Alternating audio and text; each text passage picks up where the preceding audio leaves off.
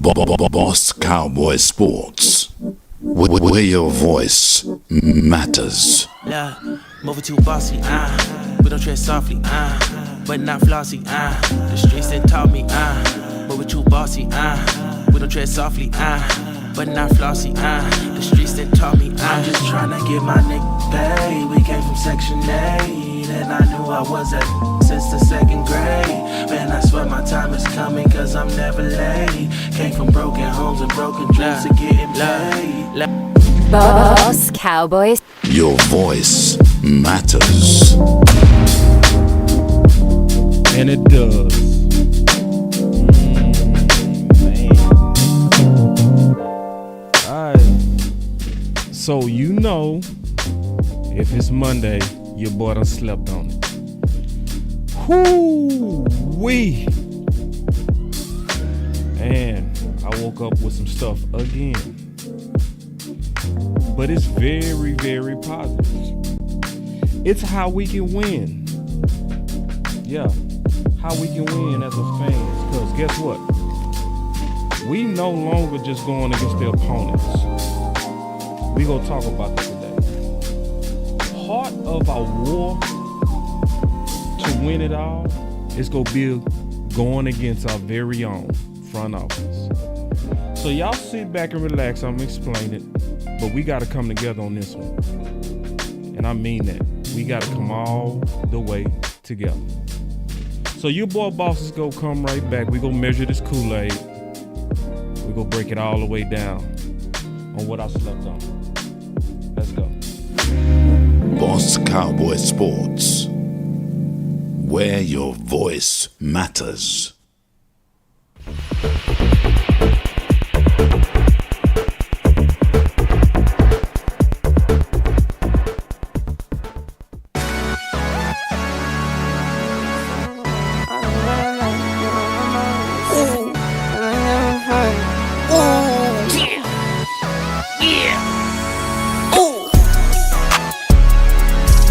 No watch, no diamonds, no watch, good timing, yeah.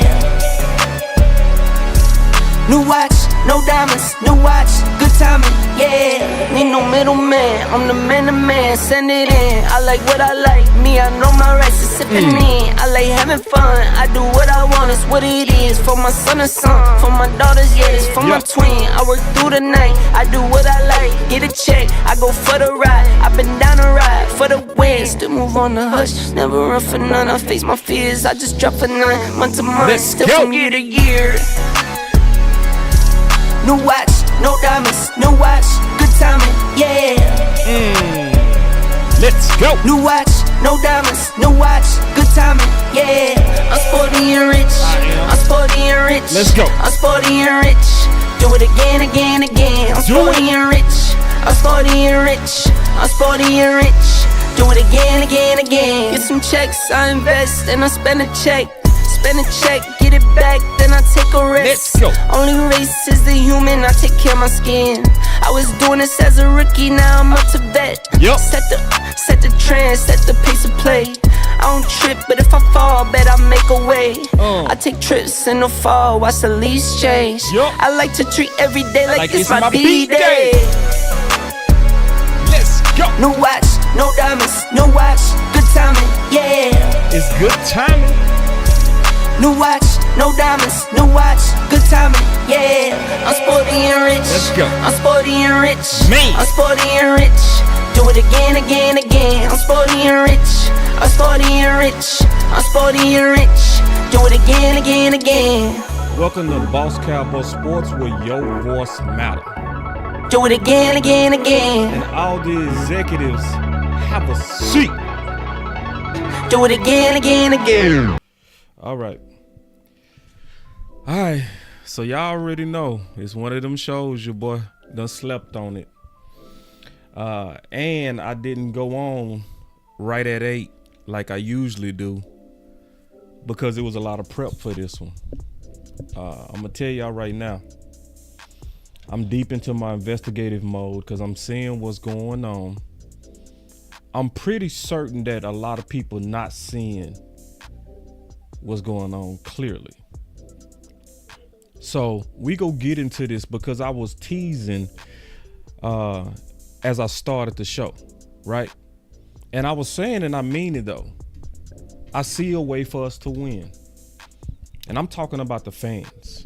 I see a way for us to win because the problem is a lot of us, we kind of got a hopeless demeanor because our battle, I'm being all the way real, is not just with other opponents. Right now, we are battling front office. We are battling philosophies, and we are battling, to be honest and all the way direct, we are battling. Some of this is a philosophy that's coming from Stephen Jones himself. And when you going against Stephen Jones and Jerry Jones, a lot of people have the demeanor that it's hopeless, but it's not. It's not. Because I see something that's going on and I see a pattern of how to move them in the right direction. But I do also, and I'm gonna tell y'all something. Everybody in on it. Everybody. This is not something that's just a few. This ain't something that starts with Mike McCarthy. It starts with Stephen. It starts with Stephen Jones himself and his philosophy of how to team build. He means well. He has no malicious intent in his vision to build this team through the draft. But he goes overboard. I'm going to break that down. But yeah, it's not just him. Will McClay, yes, is in it. He's in it. Mike McCarthy has to play along with it. And see, a lot of people think it stops with him. Guess who else involved? Dan Quinn. If you working for those Joneses to a degree, you will have to bend the knee. There's no such thing as coaches having full autonomy in this organization. There's always going to be a dance that you have to do. Because we have one of those front office to where they are directly involved. Now, are they all the way controlling? No. But there are certain visions will be adhered to, especially when you're dealing with the budgets of $1 billion organization. And when you're dealing with the cap, that's what you're dealing with. So let's kind of break down this philosophy real quick of what we're talking about. Then we go talk about how to beat it. Okay. The philosophy is the Our Guys philosophy. So I'm getting ready to play it. I want y'all to listen real close. This came from 105.3 The Fan. As you know, they do a real good job over there. Everybody should know that. You know, would I say they're perfect? Nope. I'm not either. But in terms of being able to get good quality information, they do a damn good job. So let me play this from 105.3 The Fan. And then we go kind of break down what the mission is and how to beat them. All right. So here we go. Listen. This is from Will McClay. Listen. How have things evolved with what you guys emphasize, like in Mike McCarthy and Dan Quinn's tenure with this football team? I think that for me it's changed because, you know, we're looking for good football players. Every team has a scheme, and you put players into the scheme. But the willingness to find out what a guy can do and then say that this is how I can use it and it fits into our offensive or defensive scheme, that's really all that anybody that's acquiring personnel that takes a part in it, that's all you're looking for. Someone to say that you're allowed to and you are good at hitting on the strengths and weaknesses of players, and then them being able to put them into the system. You know, that's the most important thing, is if you pick them, you got to use them. See, it's that last part that a lot of people miss. Because what he let out is the subtle creed of Stephen Jones. That creed is, if you pick them, you got to play them. Listen. Strengths and weaknesses of players, and then them being able to put them into the system. That's the most important thing is if you pick them, you got to use them. If you pick them, you got to use them. So that's the overarching theme that's coming from Stephen Jones, and he let out the bag. Will McClay let it out the bag. And so then when you understand that and then look at the type of decisions that we make, it now begins to make sense that if you pick them, you got to play them philosophy. Listen again. That's the most important thing is if you pick them, you got to use them. Yeah. So that's what I mean. Everybody in on it. So when you see Mike McCarthy get chippy, right? Because Brandon Cooks is asked about. That's why. Because they all have to abide by a vision of what Stephen Jones is trying to get accomplished. What he wants accomplished is he want to build this team through the draft. He want to win a Super Bowl through the draft by mostly using his young guys. And it's the way that he team builds, and for the most part, it's good. For the most part, it's actually really good. It's just that every now and then they overstep to try to force that philosophy. They don't let it play out through pure competition. Because they really, really, really want to be able to manage the cap. And the best way to do that is to be able to predict your costs. So when you drafting these guys, it's a manageable cost for your team. And what it's doing is it's putting a lot of weight on the decisions of Will McClay. And we all know for the most part, he comes through. But it gets goofy every now and then. It really does. It gets extremely goofy. Just keeping it real.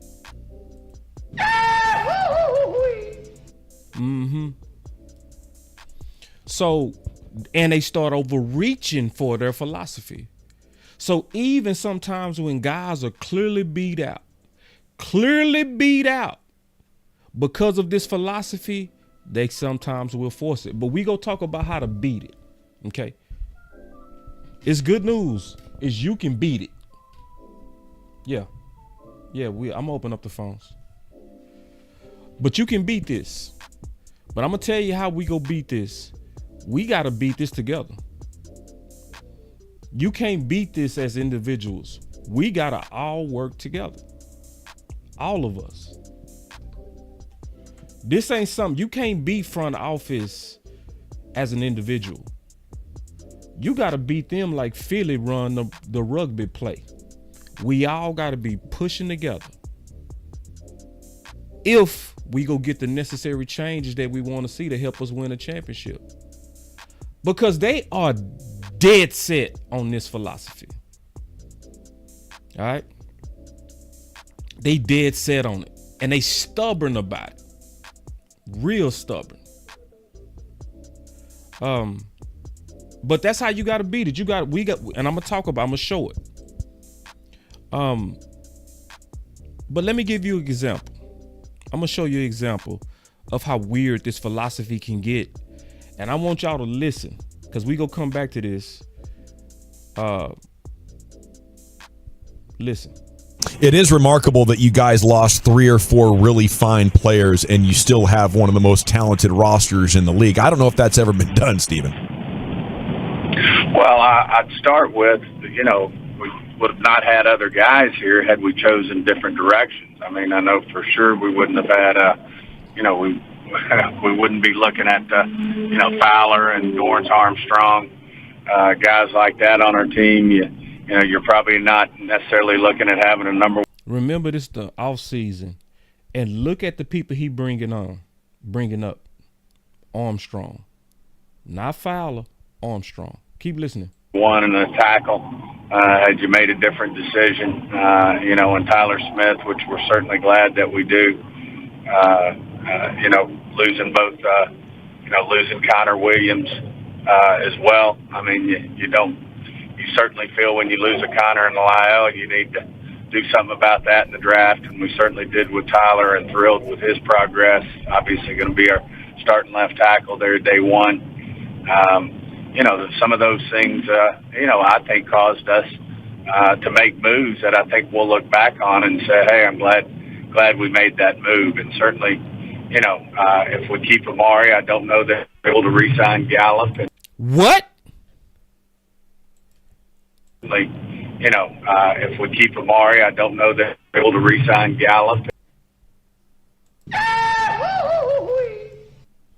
If you kept Amari, you not sure if you would have been able to re-sign Gallup. That's clearly saying that they chose Michael Gallup coming off an ACL injury over a healthy Amari. See, that's the overreach of the philosophy to, if you pick them, you gotta play them. See, it's that type of overreach that happened, and that's why we gotta push back, y'all. I'm just being honest. We have to push back because it's not gonna stop. But this is the good news. When we push together, they yield. And I'm going to show you that. I'm going to show you that they yield to the public pressure. So the first thing you got to know is that you matter. See, it first starts there. See, it's too many people that follow this channel. And I'm going to be honest. You don't believe that you matter. It don't matter what kind of evidence that you see. It don't matter. I see a lot of y'all say, oh, this is Jerry's team. He's going to do what he want to do. See, but this is what you got to understand about Jerry. Jerry is a very genius businessman. And I meant what I said, genius. And so the first order of business when you're an entrepreneur, genius businessman like him, is you are always very conscious of the customer. Always. You and me are the customer. And you gotta also remember this. Jerry has a perspective that Stephen Jones does not have. He has an entrepreneurship perspective to where he respects greatly the end user, which is us, the fans. Now, hear me out. You got to really hear me out if you go really get behind this. See, you got to remember when Jerry Jones bought this team, he bought a Dallas Cowboys that was in ruins. Remember that. See, Jerry is also old enough to remember a former heyday of the Dallas Cowboys. Hear me out, man. Don't miss what I'm saying. See, when he bought this team, it was in bankruptcy. But see, he remembered when it was wrong.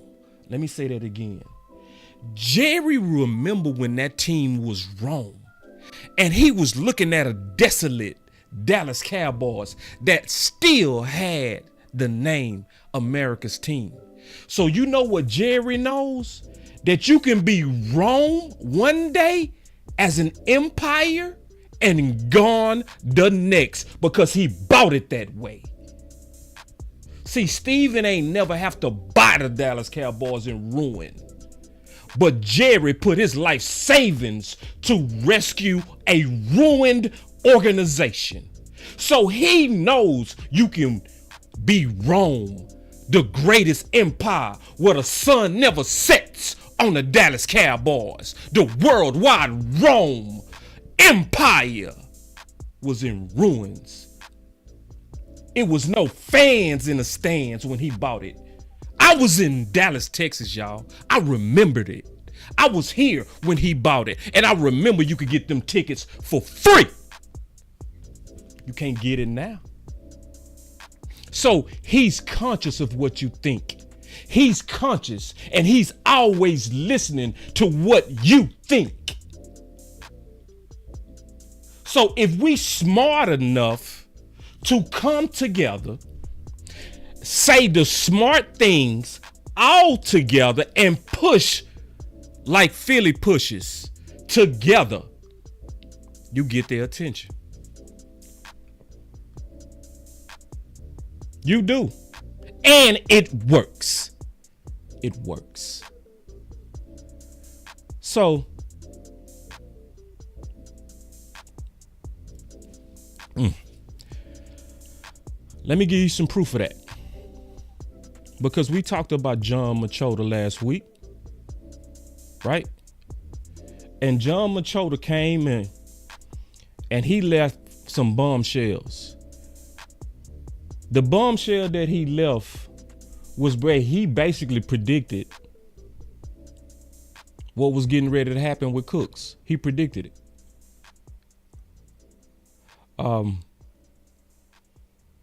He said that based on the public pressure, that Brandon Cooks was going to likely get between 6 to 7 targets when he was averaging 4.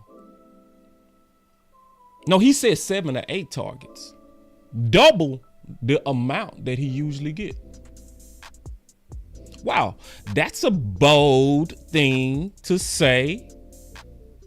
But what gave him so much confidence to make that prediction based on public pressure? So I'm gonna go to Pick Six Sports. I want y'all to listen to this because this came from Pick Six Sports about a year ago. And I'm gonna explain to you why he knew we was likely getting ready to target Cooks before we did it. Listen. Oh, well, first off, all this praise for Stephen Jones and Kellen Moore and all this just sobering me up right now. But my question for John is, does Stephen Jones... So this is coming from Pick Six Sports. Now, remember, this is over a year ago. Okay? Listen. No, this part right here was not on the fan. Not this part. This was on a YouTube channel called Pick Six Sports. Listen. Know how hated he is by the fan base right now? You know, I don't think so. And the reason I say that is because, you know, he's just not on a social media type person, you know. So he's saying, listen, he's saying Stephen Jones is not a social media person, right? So he's not somebody that's playing on Facebook, playing on Twitter. He's not reading comments like that or individual users. That's what he's saying. But listen close. There's plenty of people in the organization that will talk about how they're not on social media, but like, yeah, I bet you at least check it and things like that. Now, I will say, so Jerry, Steven, and some other people in the front office, they do get a printout. I don't know if it's daily, but every couple of days of, you know, Twitter things that, you know, are being written and people are saying, but I see, I want y'all to understand what he just said, and I want you to think about it. If your voice didn't matter, why is Jerry, Steven, and everybody that's important in the organization getting a report about what you think and what you're saying and what's trending?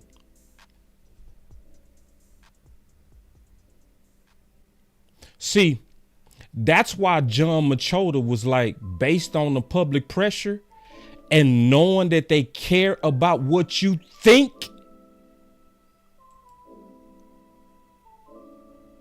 that's why he was right. That's why he was right. That Cooks was getting ready to get his target. And that's why he was also able to accurately predict it. Yeah. And see, y'all gotta really understand how much I know this team.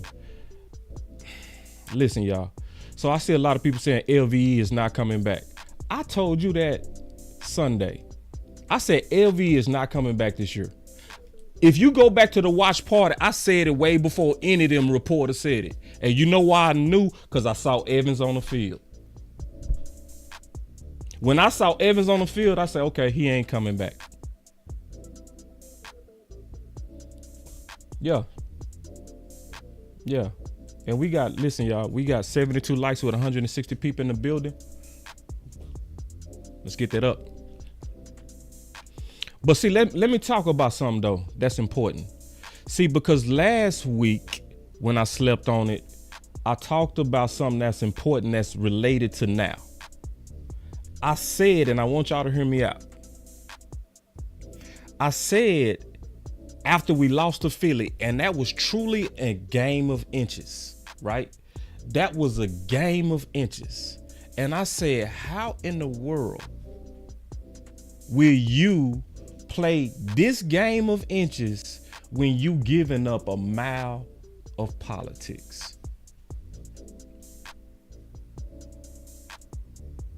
And I was saying we got to be greedy for all the inches that we leaving on the table if we go get past teams like Philly and the refs. And I'm telling you, we still got to be greedy for every inch. So let me play that. We go talk about it a little bit. When you getting thrown slants, you are the first read. You are the very first read. So the fact that they was 2 games ago targeting the hell out of Gallup, Mike McCarthy, you can't run that we want me and acting like that wasn't intentional. It was intentional. Oh, you see this guy? See this guy? See, think about what I just said. See, they was trying to say, and they trying to say now, they trying to make it seem like, Brandon Cooks, we was just trying to figure out the offense. Nah, bro. See, when you was throwing slants to Michael Gallup, see, do y'all remember when he had them 10 targets? A lot of them was slants. When you running a slant, that's a 3-step drop by the quarterback. And you got to get the ball out. That means that Gallup was the first read. So that also mean if you put 2 and 2 together, that they did that on purpose. But now they trying to be like, we accidentally didn't see Brandon Cooks. Let me keep going though. Number 1 bullshit guy. He do the wee woo. So we trying to get our inch today because we lost this game by inches. So maybe if we start being greedy about every inch that could help this team, the next time we pull out the big game, even going against the refs. Because that's what I'm aiming for. And you can't do it if you playing games, if you playing politics, and if you're not being honest about what our real problems are. Yeah. And when you come to this channel, that's what you go get. That's what you go get. That's what everybody deserves. We all been fans too long to be lying to each other. And for me to be lying to you. Right. So let me ask you a question. Did that extra inch of targeting Brandon Cooks work? You was cool the whole press conference. They asked you about Brandon Cooks and all of a sudden you got chippy. So let's play it again. And wait. Let's play it again and let's just kind of go through this. Let's go. Brandon Cooks briefly, for the season, his targets is not reliable. He's averaging about 4 per game. Is that what you envisioned? Is there anything that's going on that maybe kept it from being more than that, or is it? I don't play fantasy football. I don't have.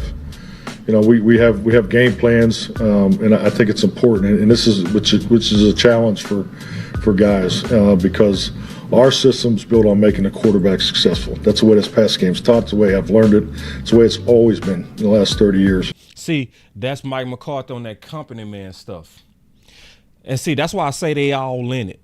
That's why it don't make no sense. Everybody got to march to the beat of that Stephen Jones, our draft guy's drum. That's what's going on.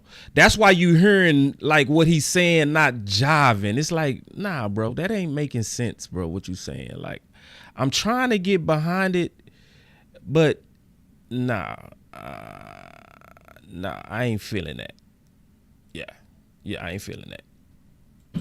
And the quarterback's responsible to go through progressions. The way they play coverage can't affect that. So, all those things. When you start forcing the ball, now you're changing the. See, they make it try to seem like, oh, we can't force the ball. Oh, come on, you. I thought you guys knew football. Come on. You can't just force the ball to your number one guy. Let's go get your quarterback in trouble. See, you trying to fast talk. You fast talking. Nah, you can't fast talk me though. That might work to somebody else. That ain't gonna work on me. Quarterback's feet. Now we're going down, a different road. You have to have some of those plays. You have to have coverage beaters and so forth. But we play to the discipline of the quarterback and the training of the quarterback. So yes, I'd love to see, everybody get the ball. But when you throw for 300 something, I don't even know what we threw for 370 plus, and you got to come in here and answer questions about someone not getting the ball. I mean, come on. No, they not wrong for asking that question. No, Mike McCarthy. Hell no. No, they not wrong for asking that question, because that question is designed to get what? An extra inch.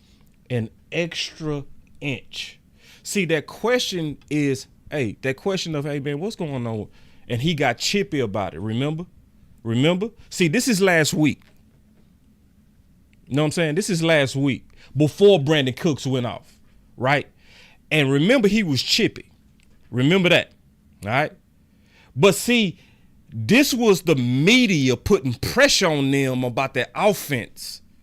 Pressure. See, we talking about how to move a stubborn front office. You move them when we together through pressure. See, what did John Machota say? Oh, I think based on the public pressure, we go finally see the targets to Cook. See, I know your offense with Dak just went 375 some yards. Congratulations. Because think about what he said. I got to answer questions about Brandon Cooks when Dak went for 375 yards. Let's clap it up. And I'm saying I'm glad that you went for 375. But listen. Clap it up.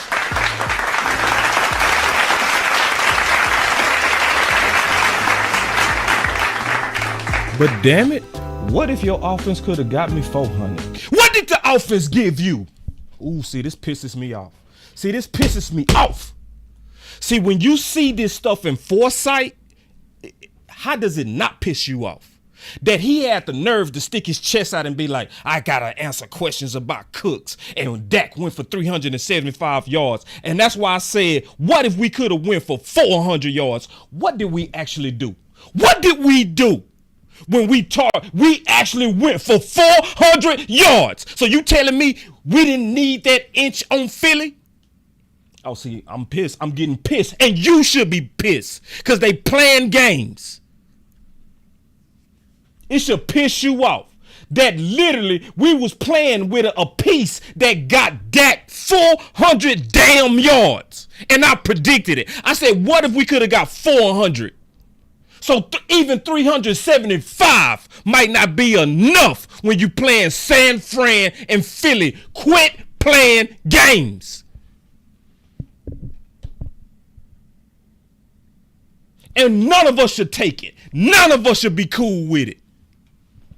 I said this last week before it happened.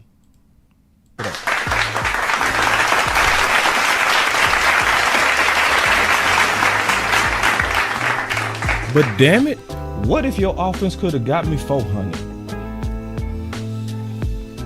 Yeah, congratulations, you gave me 375, but I want my inch. You should want your inch too. Because it's that inch is why we lost to Philly. We lost that whole damn game on inches.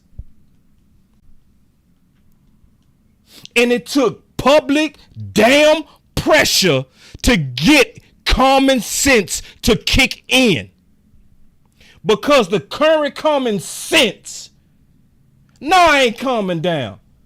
How the hell I'm going to be passionate about this team and then be calm? No, I'm not. Why would I be calm? This ain't. No, you spend way too much money. You are way too loyal to let anybody rip you out a championship. You speak your mind and you should be with the shit just like me. You should be with it and mad. Bring it real back. He be speaking his mind. That boy with the shit. I ain't coming down. They need to know we mad. They need to know it. And the more we sit here and we just be cool as Cowboy fans, letting them do goofy stuff, they go keep doing it. So hell yeah, I'm mad. You should be mad. You should be mad as hell. All this money we spend on this team, all this time we put on this team, all this loyalty we give this team, all this branding we give this team. And you don't have the common sense to target fucking Cooks after he destroyed training camp.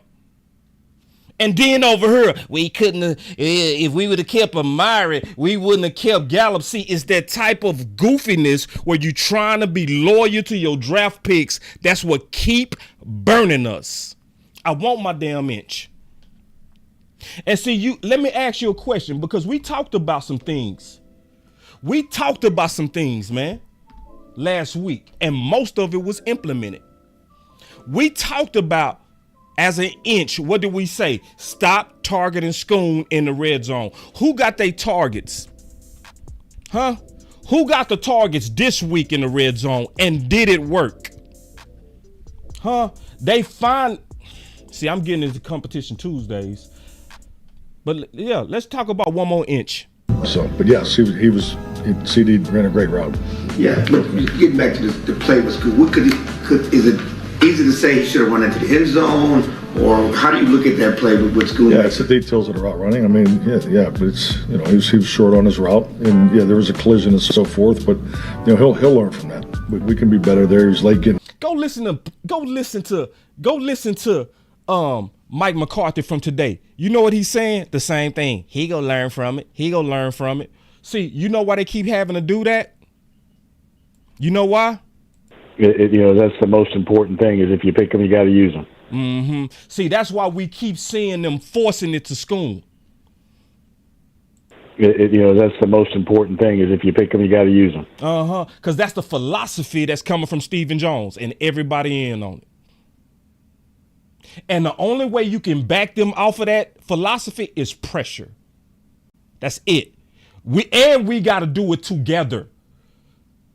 And I'm going to be honest with you. It's a lot of freeloading going on in the Cowboy Nation. A lot of freeloading. This is what I mean. So you got all these content creators that have put together film, concept breakdowns, show you the politics, pull the clips, show you that your voice matter. And all your ass got to do is share and like.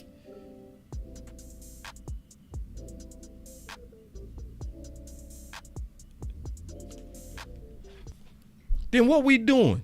Hold on. What we doing? See, that's the thing. Listen. John Machota said the reason why Brandon Cooks got his targets was because of the pressure. So that's like telling you the secret play, but you refuse to run it. How goofy are we as a nation? Goofy ass Cowboy Nation. So the nerve of some of y'all to come in here and be like, boss, you don't matter. I don't matter. If you think Jerry cares, then this is Jerry's team. Now, they just told you what moved CD Lamb to getting his targets. It was the public pressure. But we ain't gonna get organized. That's all we gonna do is sit in here and listen to the presentation. I gotta beg for damn likes.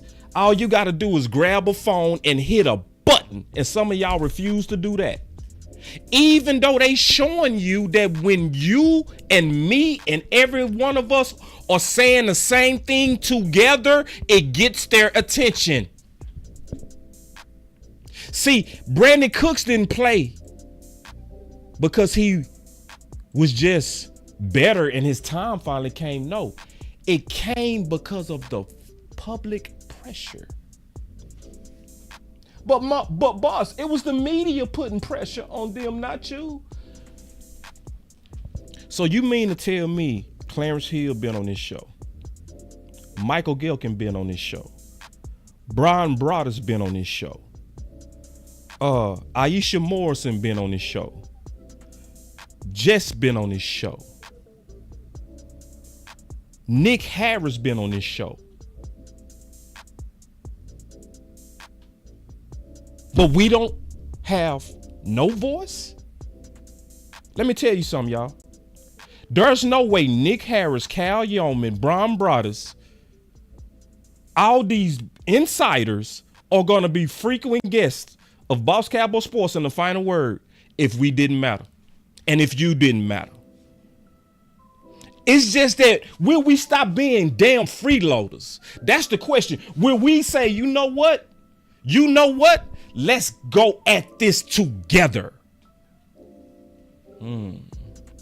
Now, they done already came out. He done already came out and said, John Machota said himself that Stephen Jones and Jerry Jones get a report every day or every other day about what you are saying on Twitter, but y'all goofy ass still be coming in here lecturing me that I don't matter and you don't matter. No, you only don't matter when you think you don't matter.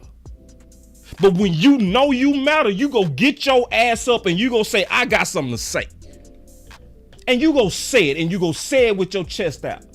It's too many goddamn people with defeated ass attitudes, but then we be over here trying to tell the Cowboys to have heart. You don't even have enough heart to hit a fucking like. Gotta beg everybody to hit a like every time I'm up in here, and y'all know I'll be telling the truth up in here. I gotta beg every show for a like. Hey man, hit the like, please hit the like. I gotta have all kind of buttons. Oh, hit the like. Oh, please, please. Oh, help the channel. Help the channel. Yeah. Yeah. And see this, yeah, people really believe this. Yeah. It be people serious. He said, I don't matter. See, yeah, it's a lot of people feel that. Wait. We just goofy as hell to feel that. How has anybody been around this channel for any amount of time and think we don't matter? All right, cool. But when I'm telling you, man, I slept on this, and I'm telling you, if we go win, there's a pattern that formed for people that want to get behind it. Now, if you one of them cowards that think you don't matter, okay, skip on. This is for the Warriors. These are the people that actually want to put some work behind their team. These are for the people who not no kiss ass people who willing to say what they really want to hear anyway.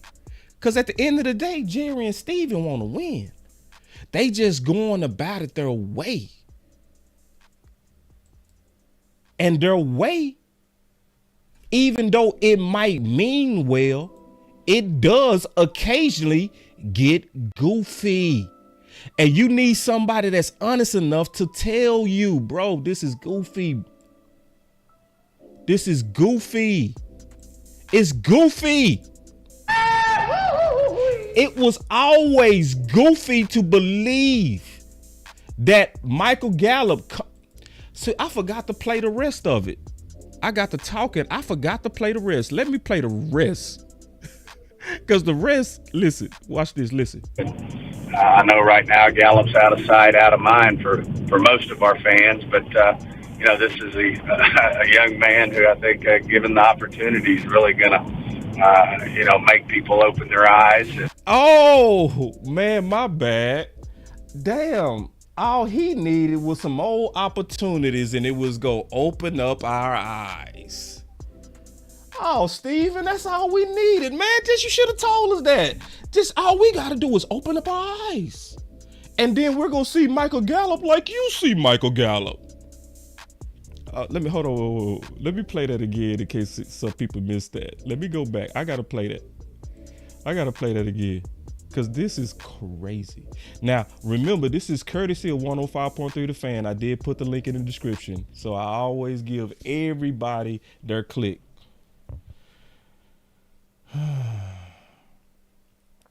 But listen. All right, listen. Most of our fans, but sign Gallup, and I know right now if we keep Amari, I don't know that we're able to re-sign Gallup, and I know right now Gallup's out of sight, out of mind for for most of our fans. But this is a young man who I think, given the opportunities. Oh, he just, Michael Gallup just need 10 targets, and it's gonna open y'all eyes. He just need an opportunity. He just needed an opportunity. So we let Amari go for Gallup coming off an ACL.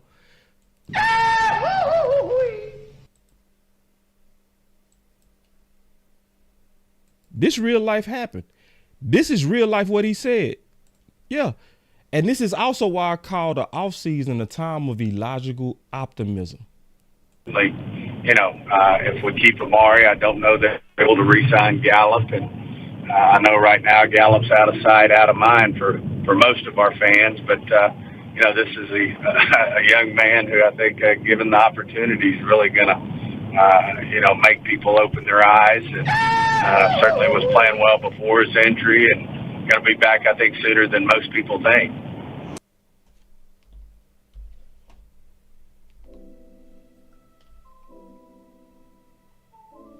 So then it's a whole lot of people kind of, shaking their head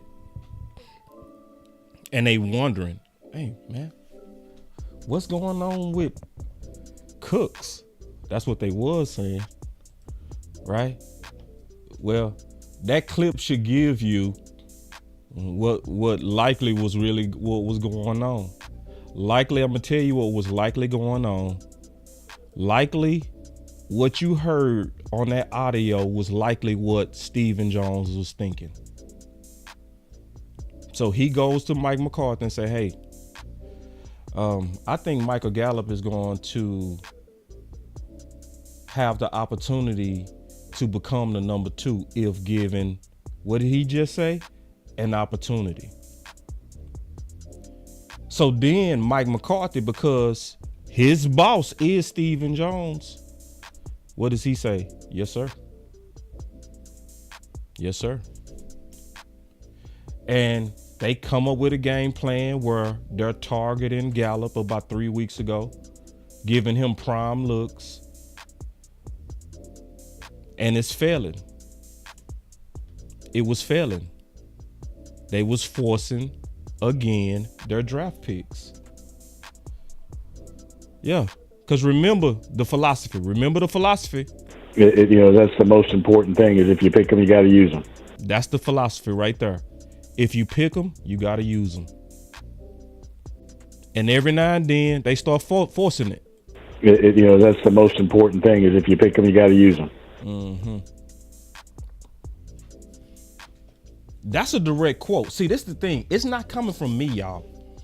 I'm not making this stuff up. I'm playing you their words. That's them talking. That's not me. I'm just showing you. Yeah.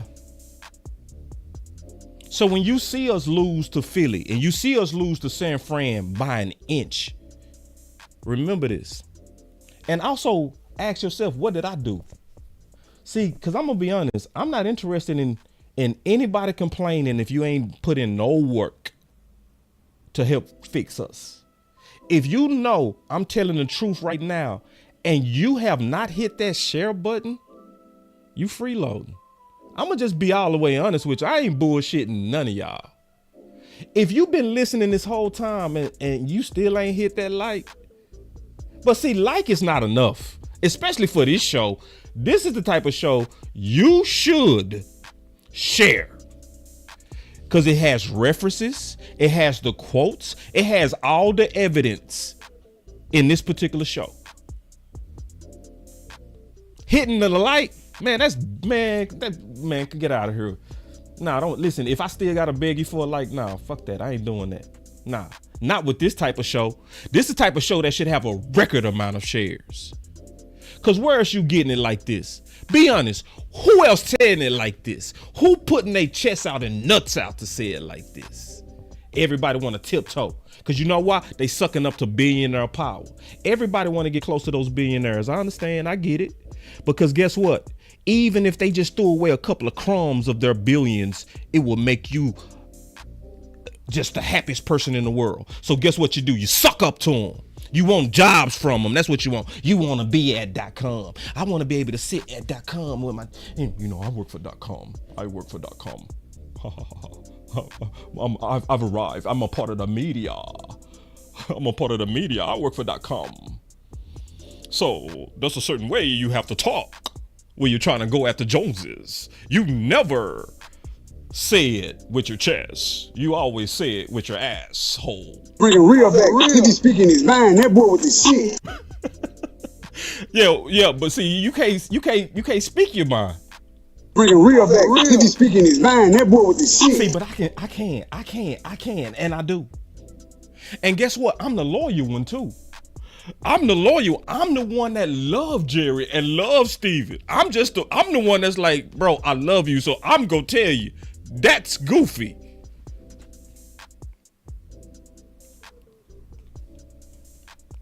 Yeah, goofy. All right, listen. Cause see, I'm seeing the battle. All right, and listen, I'm gonna still do the super chats, and we go still. Listen, y'all, cause see, I see the battle. It's a battle raging. It's people sitting there like. Perfect example. Me and Candy on Boss Candy show. We was going back and forth on this because it's hard to digest that they would sabotage themselves. It's like, no, boss, it can't be that. Mike McCarthy was more than likely just trying to figure out, no. Mike McCarthy know that Brandon Cooks is better than Michael Gallup. He always knew. That's what pisses him off. Why do you think he was snapping? This not fantasy football. He pissed. I would be pissed too. Okay, let me put it like this. How many of y'all had to do something stupid based on what your boss said and you knew it was dumb, but you had to do it anyway because he your boss? That's what Mike McCarthy going through right now. And that's what do you think Dan Quinn you think he don't know that Fowler is better than Armstrong? You think he don't know that? See, but they got a creed. They got a creed that they must follow. The creed is if we pick them, you got to use them. That's the most important thing is if you pick them, you got to use them. Mm-hmm. See, Armstrong was one of our picks. So we got to use them, even though Fowler is clearly better. That's the most important thing is if you pick them, you got to use them. It's the philosophy, and it's forced on Mike McCarthy. It's forced on Dan Quinn, and everybody gotta abide. If you pick them, you gotta play them. That's the most important thing is if you pick them, you got to use them. So then we over here. Why they keep targeting Scone?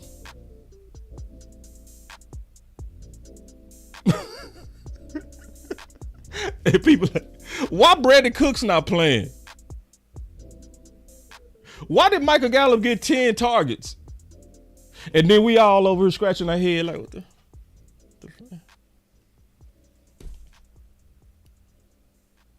it's that pick 'em, you gotta play 'em. Mm-hmm. But watch me and Candy go back and forth on this. But more importantly, we gonna start getting to the solutions. That's the most important thing. Listen to this though. I want y'all to really listen.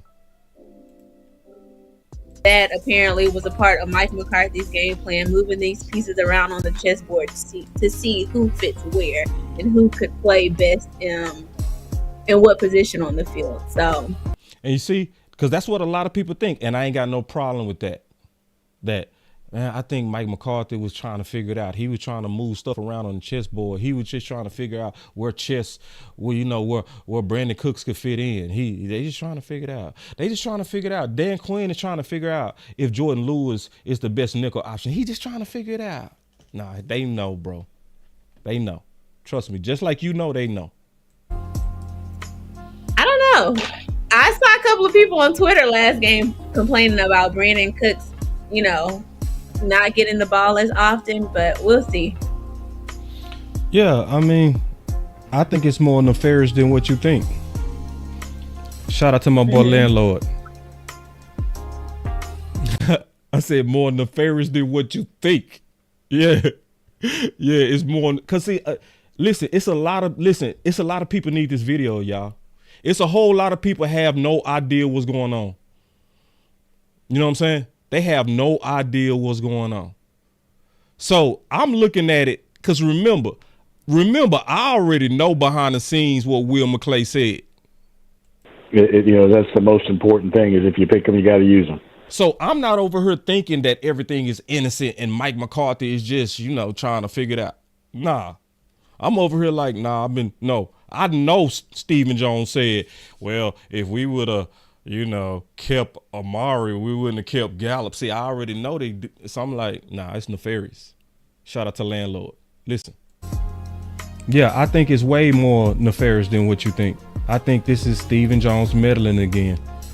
Because it makes no common sense. It's nothing common sense about this. And I'm going to prove it.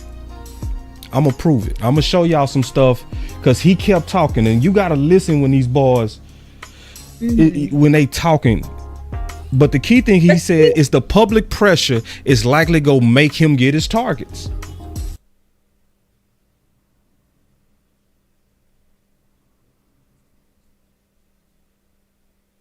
He's probably right. Because to me, most of our offense this season hasn't really made. And we can't even get a light.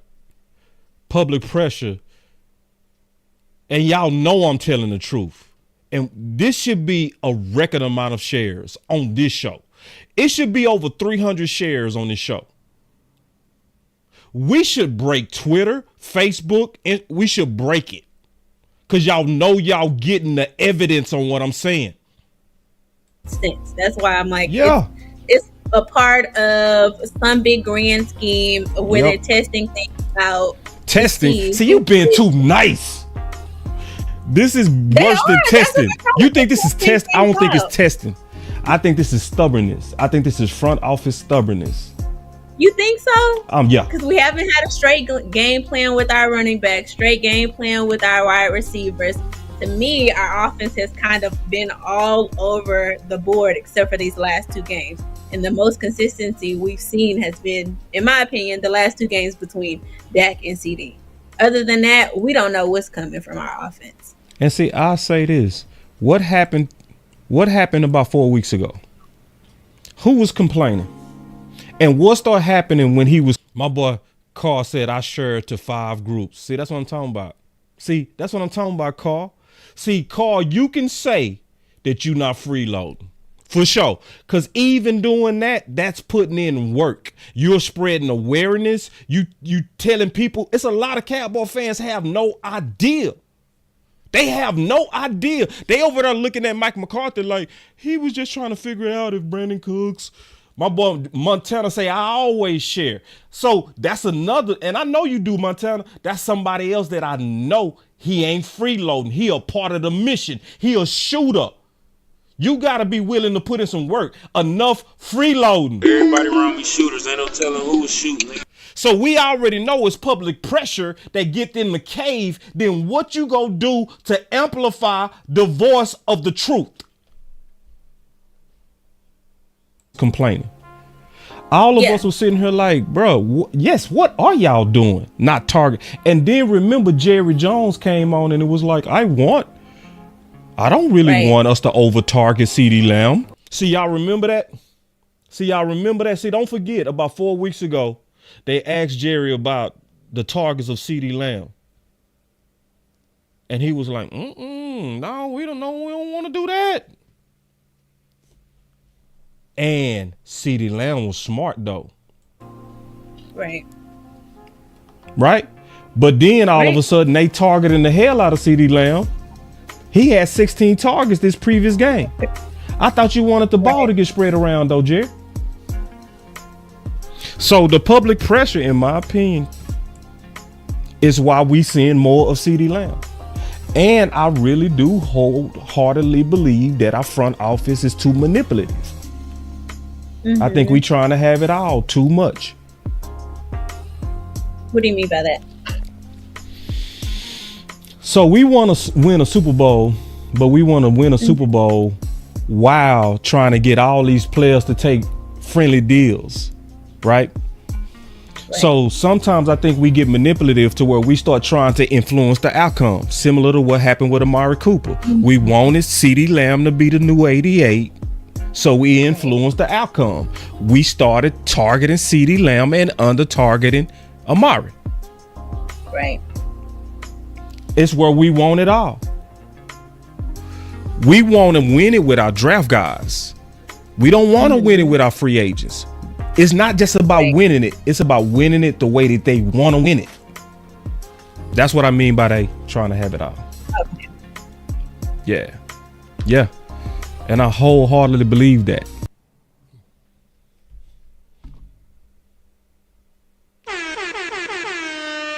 Bruh.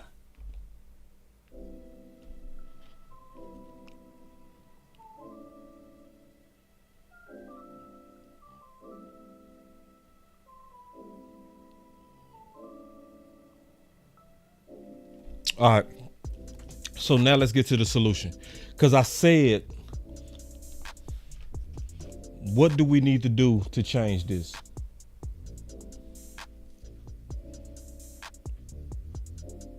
I'm gonna tell you first what I gotta do. All right. And be all the way honest. This ain't on just y'all. This on me too. The first thing that I gotta do, and I gotta do a better job of, because I gotta be accountable. The first thing that I got to do is I got to break down my content into smaller, digestible pieces. That's on me. Because if I'm going to ask y'all to share content, I got to also do my part to make the content easy to digest. That's on me. I'm going to do better at that. Okay? But then when I do my part, I need some shooters. No. I'm talking about for real. I ain't talking about no bullshit. I'm talking about people who really for the mission. I'm talking about people who know I'm telling the truth, who ain't looking for no credit, who ain't looking to be famous, I'm trying to start me a YouTube channel. That's why I'm being, no. Nah, I ain't talking about no people that's just loyal because they got something they want in return. I'm talking about people that's loyal to only the star, not to Boss Cowboy Sports. I'm talking about people who know I'm telling the truth right now. We need shooters. Everybody around me shooters. Ain't no telling who was shooting. Because I'm telling you, because I slept on this. What happened with CeeDee Lamb? Public pressure. All of a sudden, he breaking all-time records. Now, this was the same Jerry. We can't give CeeDee Lamb the ball. But CeeDee Lamb was smart. He was acting a fool. And you know the sad part? I got a video coming where I'm going to talk about that. And it's sad. I'm going to give you a tease right now, but this is the truth. Your Dallas Cowboys show thought characteristics. I'm dead serious too. Yeah. And so for those who don't know, because I got people from all kind of backgrounds, a thought, if you go look in the Urban Dictionary, is an acronym that means that hoe over there. Thought. See, and when you see, I ain't talking about a woman or a wife. I'm talking about a thought. And see, when you dealing with a thought, you have to treat a thought totally different than you treat a woman. See, if you try to go to a thought and be nice, you go get ghost. Oh, see, I'm getting into my next video. Let me just pause that one. Y'all gonna hear the thought. I mean it though. See, I'm not gonna even get caught up into that. Let's stay on solutions. Here we go. 7 games is a pretty good sample size, and for Brandon Cooks not to be a bigger part of the offense, that just leaves you scratching your head. So I will say, because it has become such a big topic this week, I would not be surprised if they're forcing him the ball.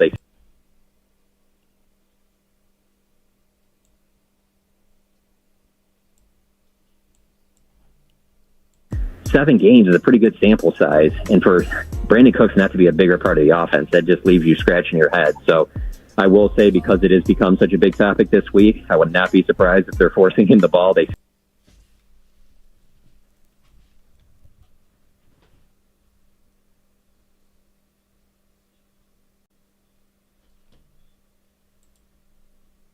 I will say, because it has become such a big topic this week, I would not be surprised if they're forcing him the ball. What if it wouldn't have been a topic?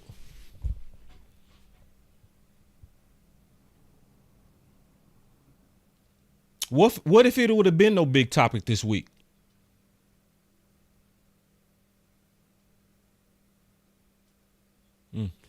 We all know the answer. Say they're not going to do. Wait.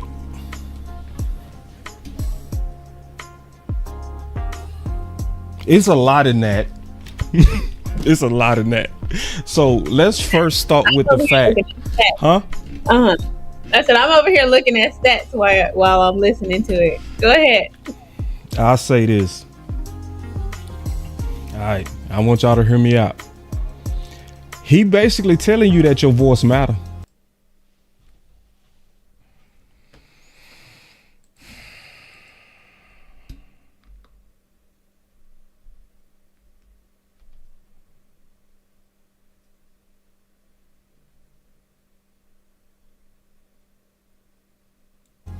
If you listen close. If you listen close. But it's a couple of things that's going on. Like people sitting around like trying to scratch their head like what's going on with Brandon Cooks. Because see, all of us, I went to training camp. Anybody that put eyes on him at training camp saw that dude.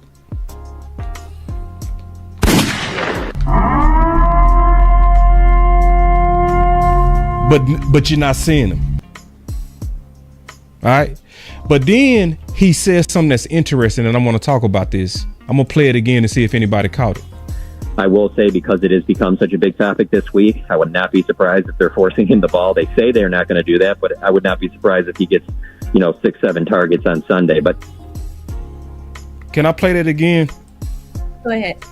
Size, and for Brandon Cooks not to be a bigger part of the offense, that just leaves you scratching your head. So I will say, because it has become such a big topic this week, I would not be surprised if they're forcing him the ball. They say they're not going to do that, but I would not be surprised. See, think about that. He said they say they not going to do that. In other words, that's wee woo. And he was right. Yeah, he was calling they bluff. Oh, you see this guy? See this guy? Number one bullshit guy. He do the wee woo. So John Machota basically sit in that media room listening to them do all that. Oh, you can't force a number one. Come on, guys, you can't do that. You can't do that. Oh, come on, man. You can't force it to it's gonna throw Dak's feet off. You can't just do that. John Machota was like, watch this. Watch that public pressure. Watch what it do. He called it. Yeah, but remember, it was John Machota who also said, remember what he also said. Days of Twitter things that are being written, and people are some other people in the front office, they do get a printout. I don't know if it's daily, but every couple days of Twitter things that are being written, and people they do get a printout. I don't know if it's daily, but every couple days of Twitter and some other people in the front office, they do get a printout. I don't know if it's daily, but every couple days of Twitter things that are being written, and people are being. That's why he was able to predict it. That's why he was like, "Yeah, that's wee woo."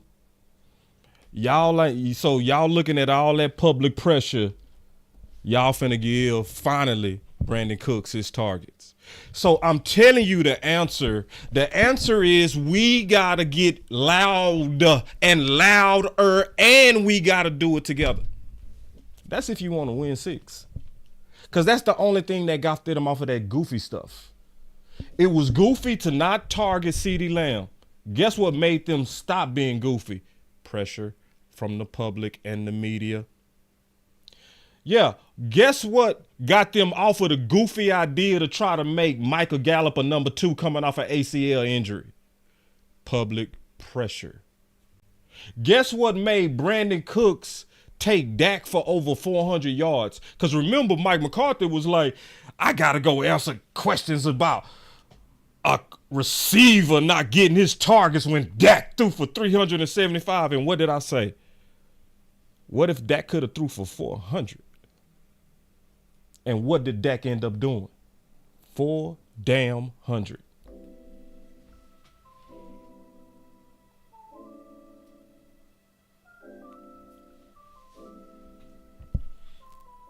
I shouldn't have to beg for no likes up in here, man. I mean that too. I shouldn't have to ask every week with this type of content, bro. With this type of heart. With this type of heart, man, I put into this, man. Shouldn't have to beg nobody. I shouldn't have to beg for no share. It should be an army of shooters, and I shouldn't have to say nothing. Everybody around me shooters. Ain't no telling who was shooting. So let me tell you something. If we was real, let me tell you something. If we really want to win, it's not even enough to share. We should be tagging the media, because guess what? It was when that whole media was putting pressure on Mike McCarthy. Let's keep going. Listen. If he gets, 6-7 targets on Sunday, but that has to get worked out. I don't really. That's clearly saying that, according to him and how he see it, and I see it the same way. Mm-hmm. The Dallas Cowboys are very conscious of public pressure. Yeah. And it already worked for one of our guys, CeeDee Lamb. That's the answer. That's the answer. Mm-hmm. It's the pressure. Because, see, I'm going to say this again with no music. Everybody got to remember, I'm going to say this again. Nobody knows the power of the customer like Jerry. Yeah, I need to say this a cappella. See, I'm going to say this again. I said this at the beginning of the show. When Jerry purchased this team, he was watching Rome in ashes. So he knows. Now remember, the great history of the Cowboys was way before Jerry bought the team. They was called America's team way before he bought it. Way before he bought it.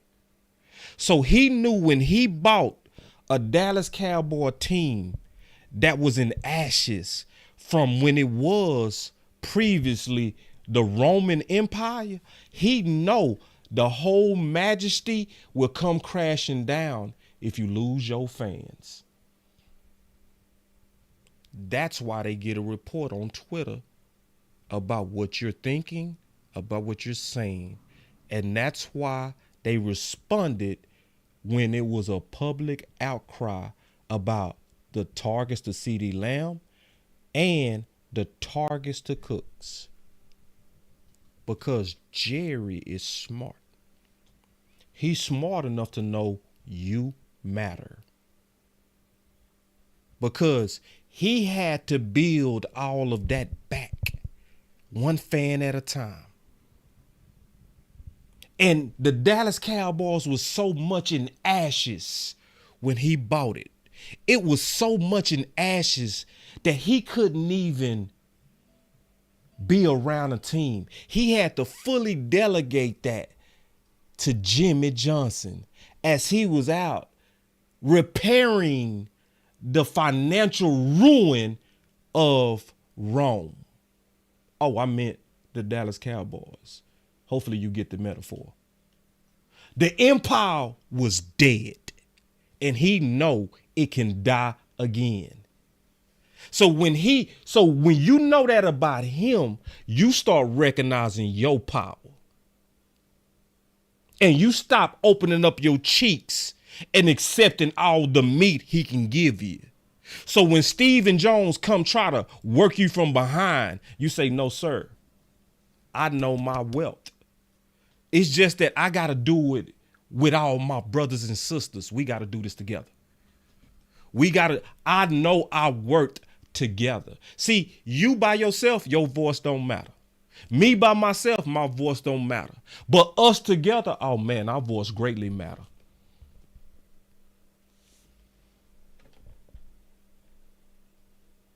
And it's too many of us that open up our cheeks to bad treatment.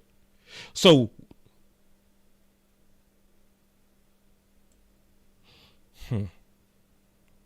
yeah, we be opening up our cheeks, taking it. And then we be having a nerve We be having the nerve to check people like me for doing something. Boss, who you think you are? Boss, who you think you are? You think you matter? This is Jerry's team. Yeah, this is Jerry's team. But Jerry loves my dollars as an end user, especially when I pull it with my other brothers and sisters. Jerry respects it.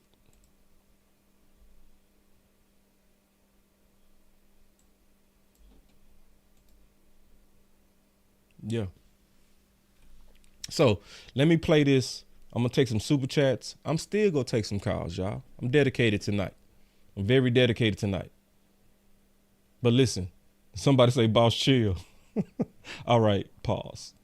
I'll pause. All right, here we go. Listen. They always want the number 2 and the number 3 to keep the number 1 from getting his money. It's the same thing every time. They did it to Dez. They did it to T.O. They did it to Amari. They just tried to do it to CeeDee Lamb, but he was smart. And he saw the writing on the wall on how they did Amari. He was like, nah, I ain't gonna be Amari. I'm not gonna be Amari and sit here quiet. I'm gonna act a fool. I'm gonna put my hands in the air. I'm gonna be pouting. I'm gonna show that these dudes are not targeting me. And he did right. When he acted a fool, we got smart, began to target him, give him the ball, and our offense is better because of it. Anyway, I know I went crazy on that. I sometimes do. But that's okay. That's okay. It's love. I want to play something real quick from a press conference that does give me hope. It's not fancy football, but you did acquire Cooks for a reason because you figured he was a playmaker. So how do you draw that balance to, we got this guy for a reason and we got to play Yeah, but I think sometimes too, I'm not looking for a pass by no means. I know I'd never get one in here, but I think that, I think some of our games early in the year, I mean, we've played some out of balance games. I mean, it's just, how many times have we thrown the ball north of 40? I mean, I think if you want to be a top offense in the league, you definitely want to throw at 40, maybe run at 30, if you want to, and be out there for 70 plays. So, but that's we haven't played a lot of those games too. So that's one. I think statistics are really for the end of the year. Man, the boys got Mike McCarthy out there sounding goofy as hell, man. See, when you got to stand out front and cover for a goofy idea, it makes you sound goofy. Like Mike McCarthy tap dancing his ass. He trying to find a way to justify what never made sense. And it just hurts his credibility. I feel sorry for him. I feel sorry for him and Dan Quinn. You got to look, like when people over here like say, man, Fowler, come on, man. What we doing?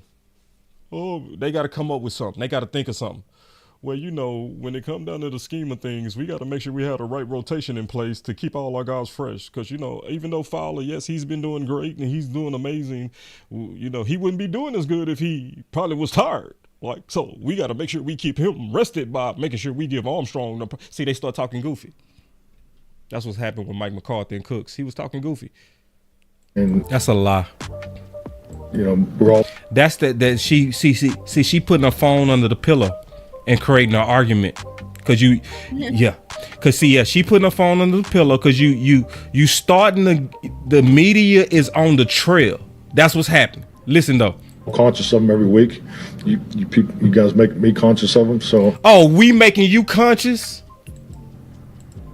Let me let that play again because I think some people missed that. Listen, the end of the year, but that is key. That part is the key. Mike McCarthy said that pressure made him conscious. You want me to tell you what's really going on? Mike McCarthy needs the pressure from us to do what he really want to do anyway. I'm going to say that again. He needs the pressure from us to do what he already wanted to target Brandon Cooks. That's why he got chippy. See, they stuck between their boss vision and doing what's common sense. They stuck right in the middle. They stuck between the policy of that's the most important thing is if you pick them, you got to use them. See, they stuck on that. We picked Michael Gallup, so we got to use them. That's what they stuck on. And he need us to show our frustration so he can say, all right, let's go target Cooks. Dan Quinn need us to be like, where the fuck is Fowler? Why are we continuing to give Jordan Lewis unlimited, no competition? What are we doing? Where's Noah? Oh, the former first round guy that has world-class speed? Oh, yeah, that's the Noah we traded for Kelvin Josephs. But he's not one of the drafted guys. He's a free agent guy. Yeah. So it's not just Mike McCarthy fighting that philosophy. Dan Quinn fighting it too. And they need us. Dan Quinn and Mike need us to show our frustration so they can do what they want to do anyway. You don't think Mike McCarthy wanted to go ahead and target Brandon Cooks? Are you out your mind? You don't think he already knew what Brandon Cooks could do from training camp? He watching them like every fucking day. So you telling me my eyes said Brandon that dude. The OCI said Brandon that dude. Clarence Hill I said Brandon that dude.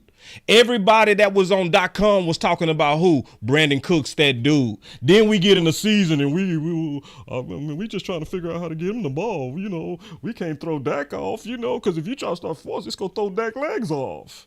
Got Mike McCarthy sounding goofy as hell, trying to keep up with that old goofy philosophy of if you pick him, you got to play him.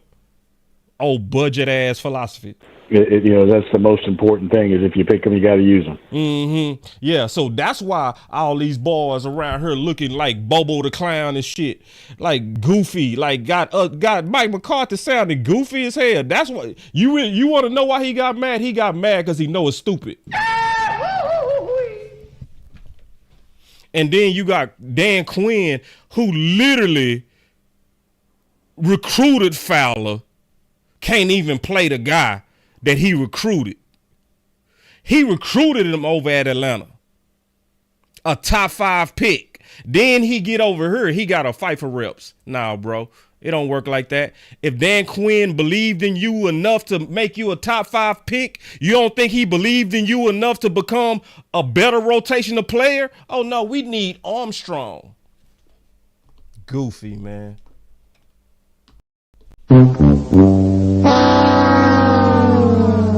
And then we be over here thinking, oh, we need to fire Mike McCarthy. We need to go get. It's going to be the same thing with Dan Quinn. They need us.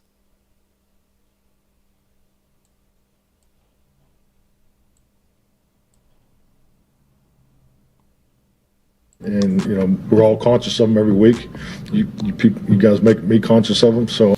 Oh, so the media with their questions is making you conscious. Just like the media made you conscious of the under targeting of CeeDee Lamb. But then people got the nerve to really feel like they voice don't matter. If you really feel like your voice don't matter, I want you to listen real close again to what John Machota said, and then OC, you can sum it up before you get out of here. But listen. Yep. Because it has become such a big topic this week, I would not be surprised if they're forcing him the ball they size. And for Brandon Cooks not to be a bigger part of the offense, that just leaves you scratching your head. So I will say, because it has become such a big topic this week, I would not be surprised if they're forcing him the ball. They say they're not going to do that, but I would not be surprised if he gets, 6-7 targets on Sunday. But oh my God. So you got Mike McCarthy over here saying, y'all make me aware. And then he's saying it's because of the noise he go get his target. Oh, wow. OC, can you talk me off the ledge? But then your voice don't matter. Then some of y'all go literally come in here and check me. Cape. You go cape for front office, even with all this evidence. Some of y'all go still come in here and cape. You go put on your Superman cape and you go come to save Stephen Jones and Jerry. You go come right up here and start caping For them, even though the philosophy is in your face, in quotes, it's their voices, you still go cape. Because see, what some of y'all think is, y'all think I'm disloyal because I'm calling this out. Some of y'all think, not all of y'all, some of y'all think that being loyal is just going along with whatever they say. Oh man, boss, is their team, man. I'm just here to cheer for the Cowboys.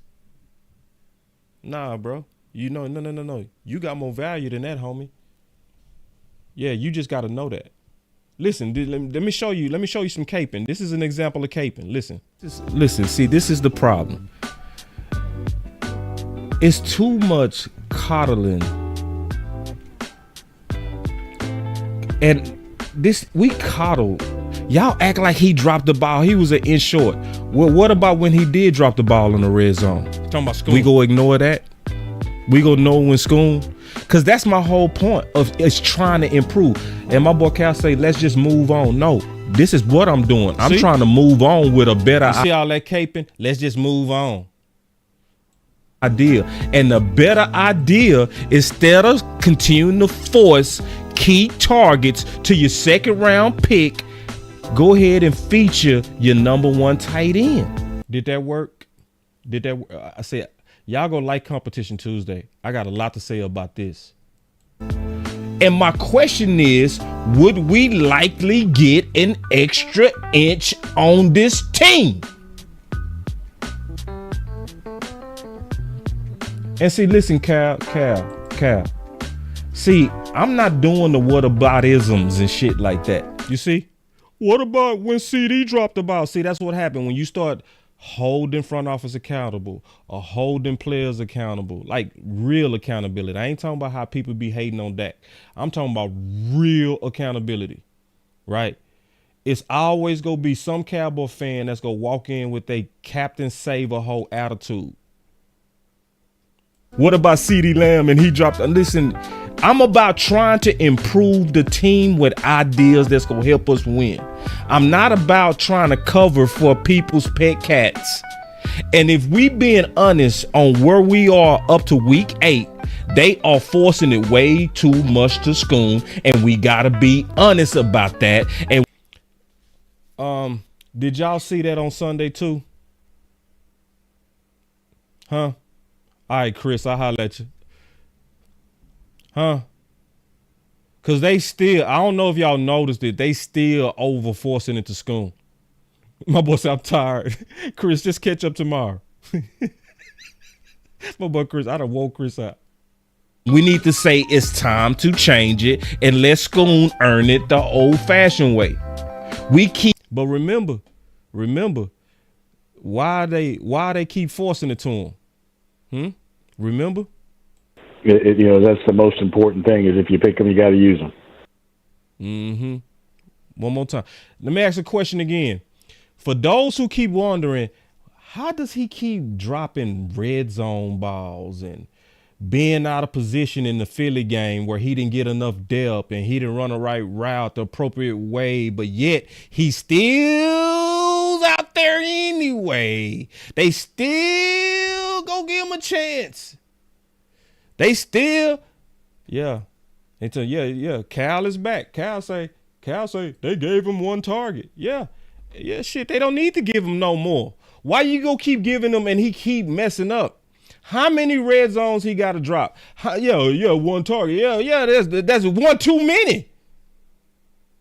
Yeah. See, I could tell. See, because this is the first time. See, when I start talking about Schoon, that's when I see Cal. Cal always come in when I talk about his pet cat. See, some of us have pet cats. That's the problem. You love your idea of who you think is best over who is actually best. So you come to defend your bad idea. You ain't no different than Stephen Jones.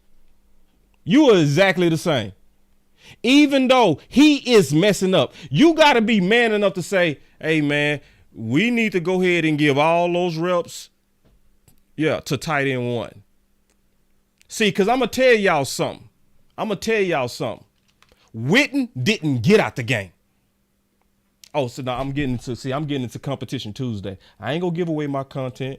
I'm not going to give away my content. Man, call in, Cal. If I'm being ridiculous, call in. I guarantee you ain't gonna call in. Yeah, talking about I'm being ridiculous. I want to hear your case for Scoon. I want to hear this. Because that's the only time I see you. You be watching the whole time. When I bring up your pet cat Scoon, oh, here he come. Here to rescue Scoon. Let me go rescue. A lot of y'all do that. Some of y'all did that against Zeke and for Zeke. Some of y'all did that with Pollard and for. Y'all sprint to go rescue. He talking about my Scoon. Let me go rescue Scoon. Scoon need to be on the bench. The number one thing they need to do to Scoon right now is bench him. It'll help Scoon if they benched him. They messing them up, giving them chance after chance. You know why? Because there's no consequences for messing up. It's no way he go max out. I'm going to tell y'all when. Y'all really want to know when Jarwin? Do y'all remember the tight end Jarwin? Do you really want to know when Jarwin began to ball out? I'm getting into my content for tomorrow, but I'm going to give it to you right now, a little bit of it. Do you really want to know? Do you really want to know when Jarwin turned up? When they benched his ass versus the Jags. Yeah, when they benched Jarwin, we saw a new Jarwin. What do we do? Let me ask you a question. Has Michael Gallup dropped even one ball after they benched him? It don't matter where Dak throw that hoe. Dak can throw that. He can throw that thing to Mars, and Michael Gallup go get it. You know why? Because he didn't like getting benched. If you really want to make him better, bench his ass. Bench him. Show him a consequences for dropping the ball. But as long as he dropped the ball, and then Mike McCarthy, because of that philosophy, got to go out and say, he learning. He's young. He said that same thing today about Scoon. The exact same thing. Oh, well, he's going to get better. See, he got to keep saying that because he's under the doctrine and the philosophy of Stephen Jones. That's the most important thing is if you pick them, you got to use them. That one. If you pick them, you got to use them. That's the most important thing is if you pick them, you got to use them. And then cats come in here when you trying to hold them accountable and they start trying to check you. Oh, what about CeeDee Lamb? He dropped the ball. Man, get out of here. Yeah, I know Scoon can block, then let him block. He don't need to catch nothing. Catching need to be over with from him this year. Yeah, I know he can block. Well, let him block. He don't need to catch nothing. Yeah. Oh, he can block, though. I know. Yeah. Go ask me. Let me ask you a question. When Whitten was in the game, did tight end 2 see anything? Oh, see, y'all don't want to play with me. See, y'all don't want to play with me, man. See, I'm here to win. I'm not here for no damn favorites. I'm here to win. Coddling. And that's the problem. And that's why I'm showing this. I'm showing the problem with our voice. If we can't get that pride out, well, we got to be right about somebody we bet on. I got to be right. I just ain't going to let it go. Quiet the whole damn show. The moment I say something about Scoon, there he is. Giving these guys all these prime opportunities just because we drafted him. All these prime opportunities just because we drafted him. Old-fashioned way. We keep giving these guys all these prime opportunities just because we drafted him. That's the most important thing is if you pick them, you got to use them. Keep giving these guys all these prime opportunities just because we drafted him. That's the most important thing is if you pick them, you got to use them. We did that same bullshit with Ball too. That's the most important thing is if you pick them, you got to use them. Yeah, we did. When it should have been Avion Collins, we had Ball out there playing the right tackle, caused the interception, all because we keep forcing our draft picks. That's the most important thing is if you pick them, you got to use them.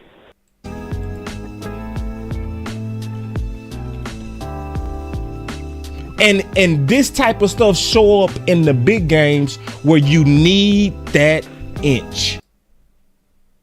That's the most important thing is if you pick them, you got to use them. games where you need that inch. That's the most important thing is if you pick them, you got to use them. And this type of stuff show up in the big games where you need that inch. That's the most important thing is if you pick them, you got to use them.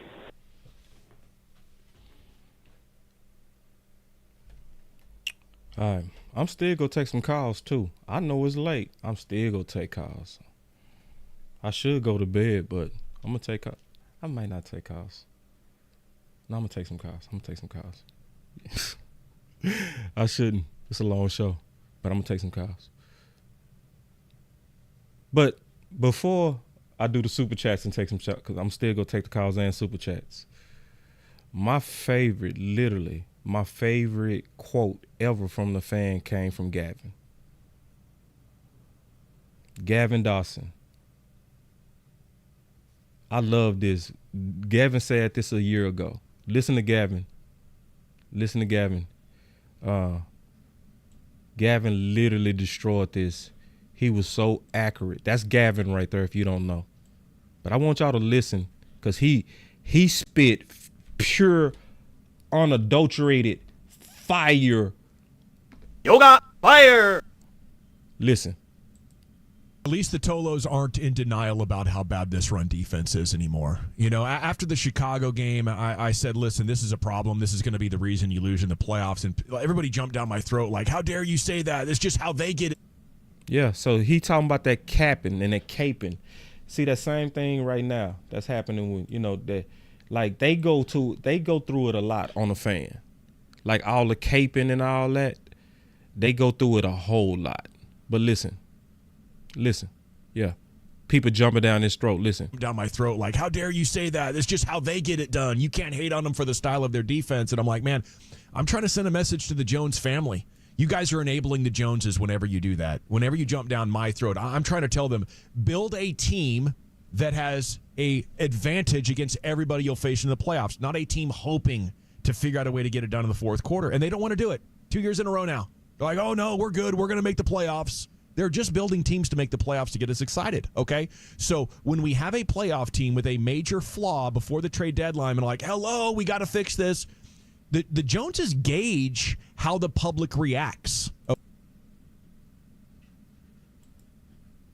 The Joneses gauge how the public reacts. Fix this. The Joneses gauge how the public reacts. Your voice matter. The Joneses gauge how the public reacts, okay? They know the vibe had gotten to the point that the fans are convinced you guys aren't going to do anything, right? We have to use that as a weapon. Right?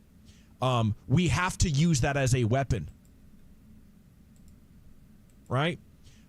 We have to use that as a weapon. We have to use that as a weapon. We're going to do anything, right? We have to use that as a weapon. We have to use your disinterest as a weapon against them. You have to say cynical and skeptical, and don't shoot the messenger because at the same time, we're being objective. Don't be a soccer mom about the way that you're rooting for your professional sports team because the owners are paying attention.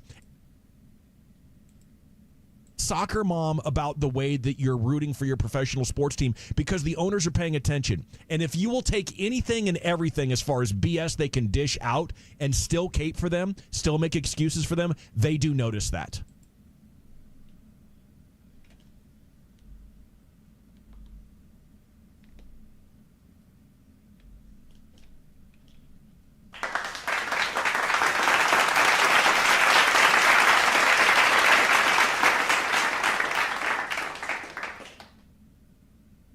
That's how you got to move them Joneses, y'all. Just gonna be honest with you.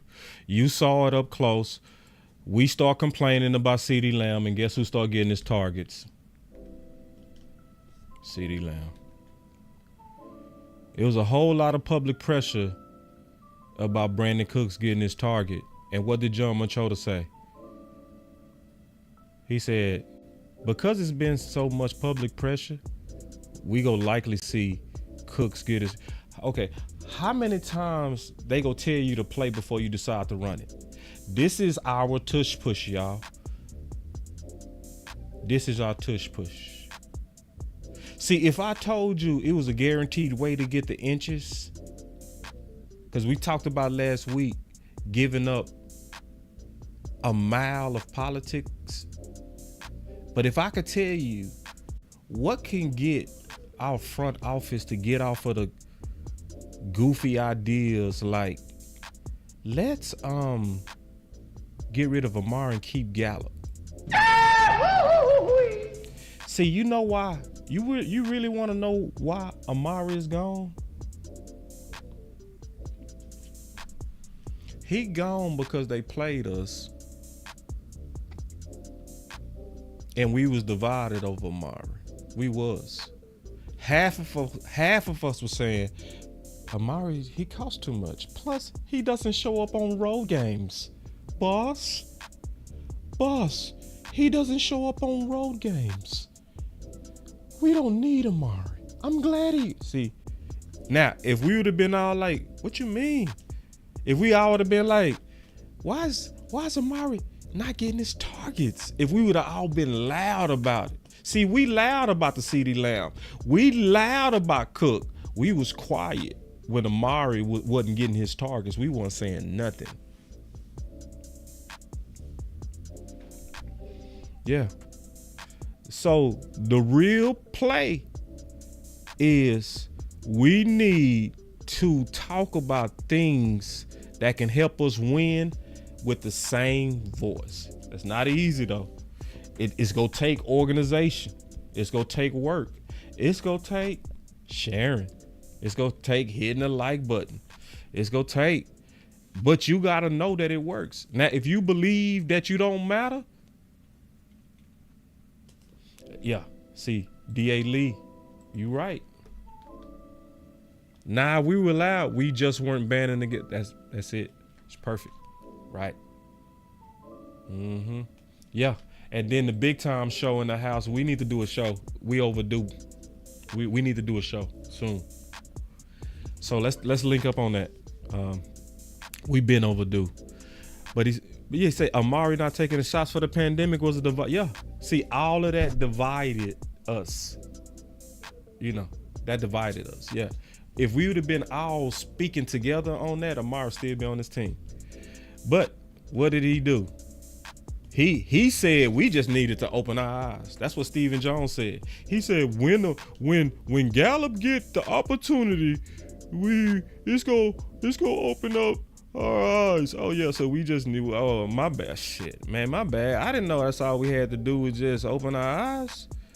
Let me play that one more time in case y'all missed it. It is remarkable that you guys lost three or out of sight, out of mind for John Gallup, and I know right now Gallup's out of sight, out of mind for most of our fans. But you know, this is a young man who I think, given the opportunity, is really gonna make people open their eyes. And like, if we keep Amari, I don't know that we're able to re-sign Gallup. And they never should have got away with that. They never should have got away with signing Gallup coming off an ACL. At the same time saying Amari was injury prone. See, we all should have been calling that out. We all should have been like, wait. If Amari is injury prone, why are we signing Gallup to a contract?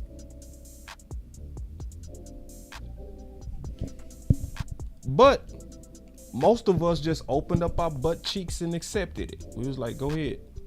Screw us. Go ahead. If it would have been the outrage of CeeDee Lamb and the outrage of Brandon Cooks, Amari will still be on this team. You know what this team should look like right now? This gonna upset some of y'all. You know what this team should really look like? This team should be right now Amari, Cook, and CeeDee Lamb.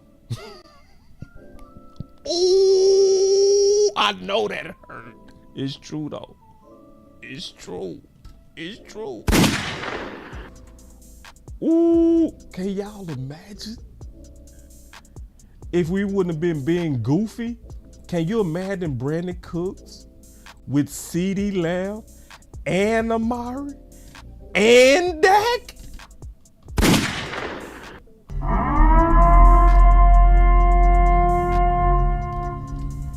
But when you so dead set on your philosophy, what you talking about? What philosophy? That's the most important thing is if you pick them, you got to use them. That philosophy. The most important thing. That's the most important thing is if you pick them, you got to use them. That one. That philosophy.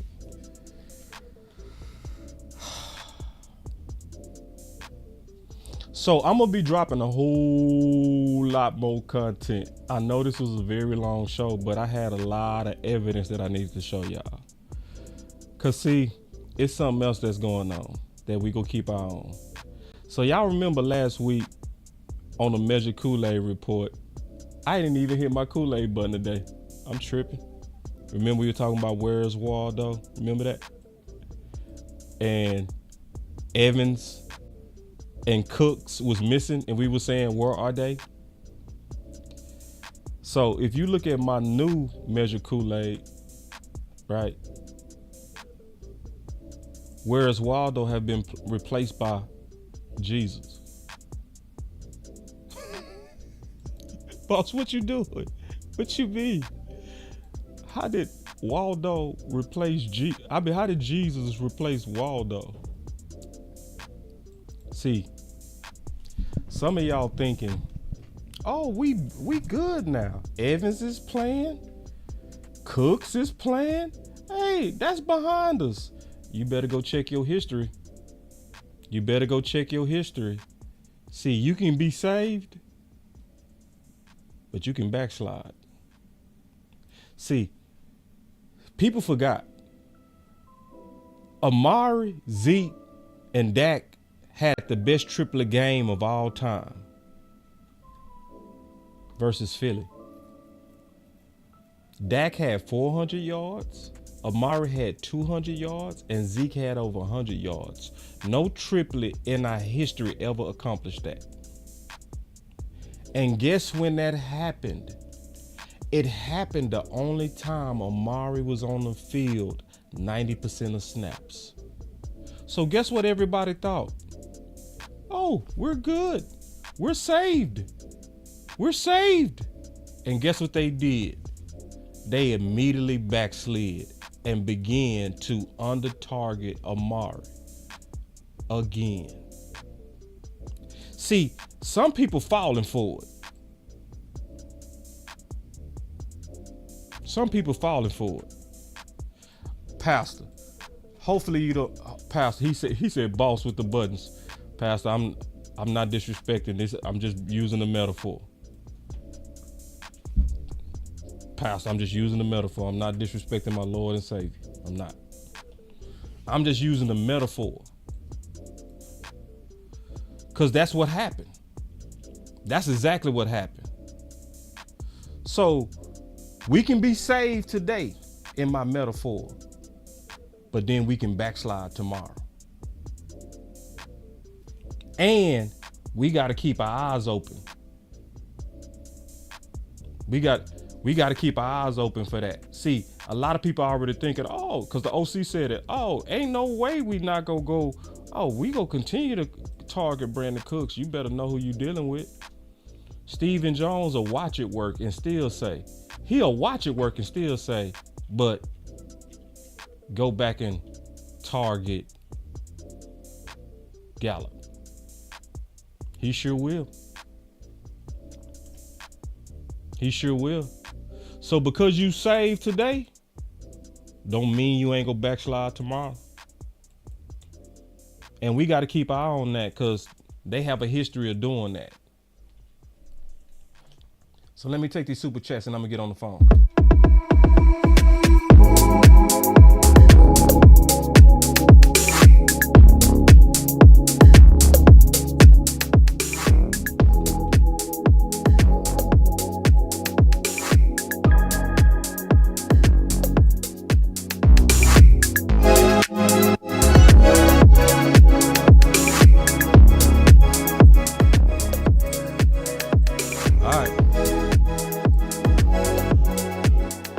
so Common Sense said, sales be not the cap. Means get the best groceries for the shelf. Coaches to let the players eat. Yeah, Common Sense, you got to call in on that one because it could probably be better if you explain that one. I probably didn't read it right. My bad.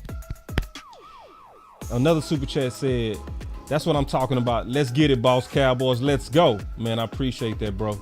I appreciate the 10 bones. Then LaMarcus said with his super chat, he said, Boss, Mike has dealt with the political environment better than any. Yeah, I agree. Ooh, I already love this super chat. He said, Mike has dealt with the political environment better than any other head coach we have had. It's a chess game, and I think Mike moving solid. Yeah, I agree with that. I think he handling it better than any head coach.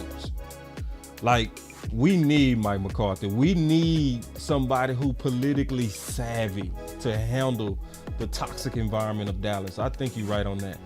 And that's very balanced of you, bro. That's very measured. I'm impressed. My boy Amp with the new logo. Man, hold on. Y'all clap it up. Amp, he's showcasing the logo. Y'all clap it up for OG. Clap it up.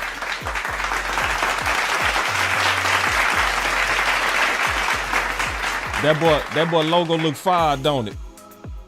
Amp. Yeah, man. Y'all clap it up for the homie. He say, Boss, you interpret the Cowboys better than you interpret Amp. Oh, okay. I know what he's talking about. Hey, he talking about the watch party. Man, I was killing. I was interpreting the hell out of Amp. Man, that's an inside thing. You gotta come to the watch party to understand that joke. All right, now we finna turn these phones on. Yeah, we finna get these phones on real quick. I'm gonna take a few calls real quick. Man, listen, y'all, I know this is a long show, but it was a show that was full of rich content and evidence. That's why you want to share this show, because of the evidence that I showed. Hold on real quick. Hey, wait. This is why I rock with Pastor Taff. Pastor Taff say, you got the white kids looking at black Jesus. Hey man, Pastor, you know how many people have no idea, even though it's written that Jesus was black? They have no idea. Most people, it's written in the book that his hair, that his skin is like copper. It's only one color that look like copper. It's brown. So it's just what it is. Like, if I try to be accurate in everything, so my picture is also accurate to the scriptures, and that hair does look like wool. I got it right. All right, so hold on. We put that phone number back up there. We'll take some calls. Some of y'all been waiting for this. We'll take a few calls, man. Y'all give me 1 second. I ain't even turned the phones on yet. I'm sorry. Y'all give me 1 second.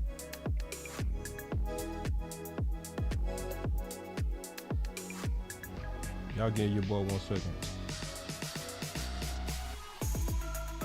All right.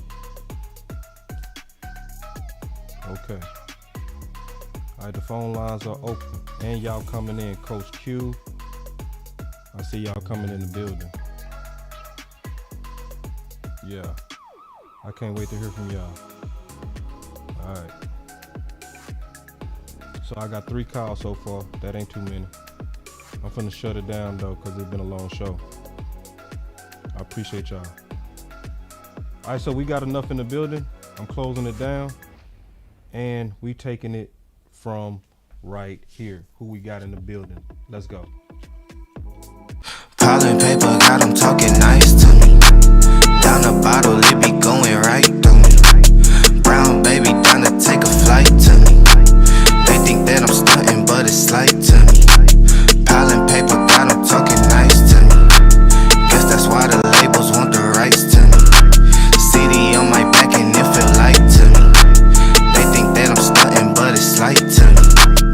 That boy said I got the city on my back and it feel light to me. Boy, y'all better listen to them lyrics, man. Boy said I got the city on my back and it feel light to me, man. I be having some fly drops. I gotta give me some one-handed bandit. Go ahead and call in, bro. I got the call lines open. Yeah, I see you trying to get in, man. Go on call in, because I'm finna relock it, bro. I see you in the chat saying you want to get in. All right, I see you in. I'm locking it. All right, so we got you in here one-handed. All right, so here we go. 206, you live. What up, man? How you doing? Oh, what's up? It's MJ. What's up, MJ? Magic. Oh, man. Yeah, that was a good win yesterday. It was. Thank you. Yes, it was. Yeah, so only thing we gotta practice on them DBs, number 2. we gotta help him, cause I don't want the Redskins receivers killing him. You know what I'm saying? Cause they definitely gonna attack him with their speed.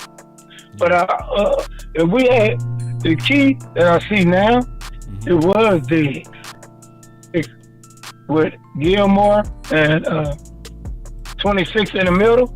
It made the defense colder.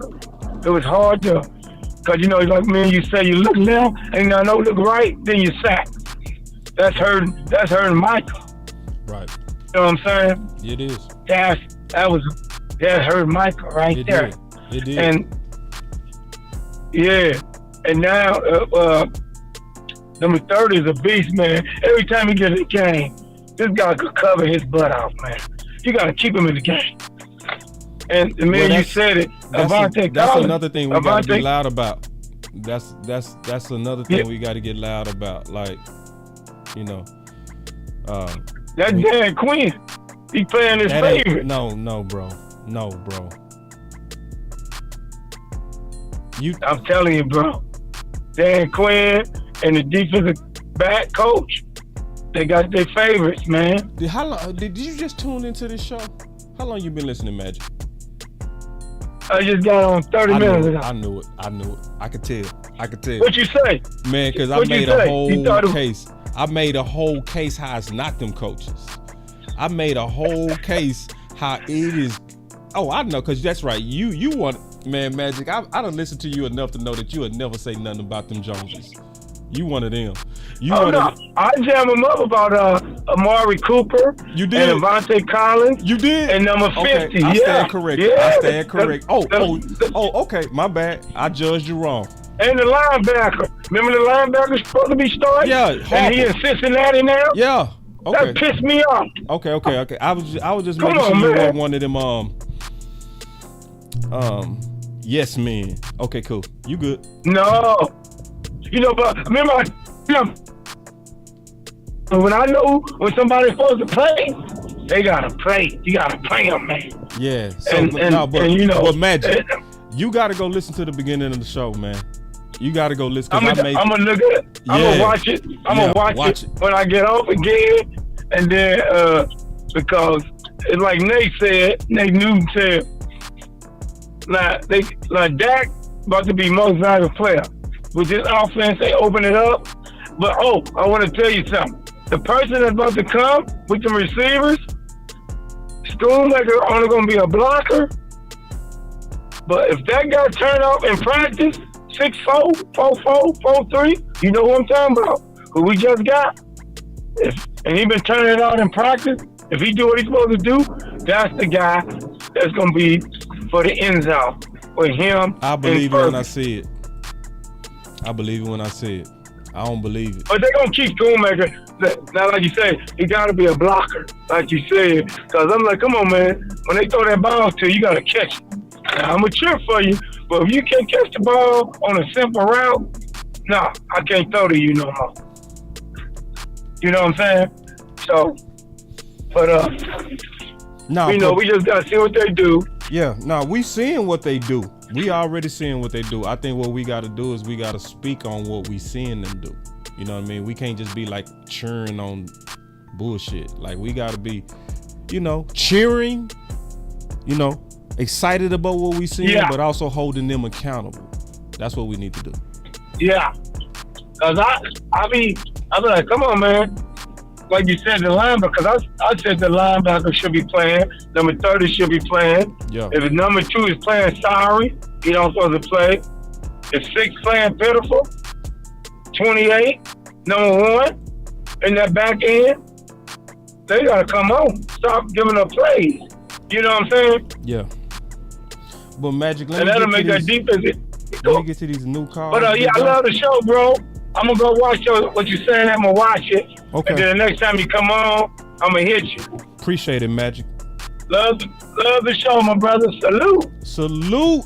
How about Boss Cowboy? Man, Salute. thank you, Magic. Thank you, Magic. That's Magic City Mob. Magic City famous, man. He calling everybody's show. Everybody's show. One-handed. We got you in here, bro. Yo, what's up, boss? Can you hear me good? Yeah.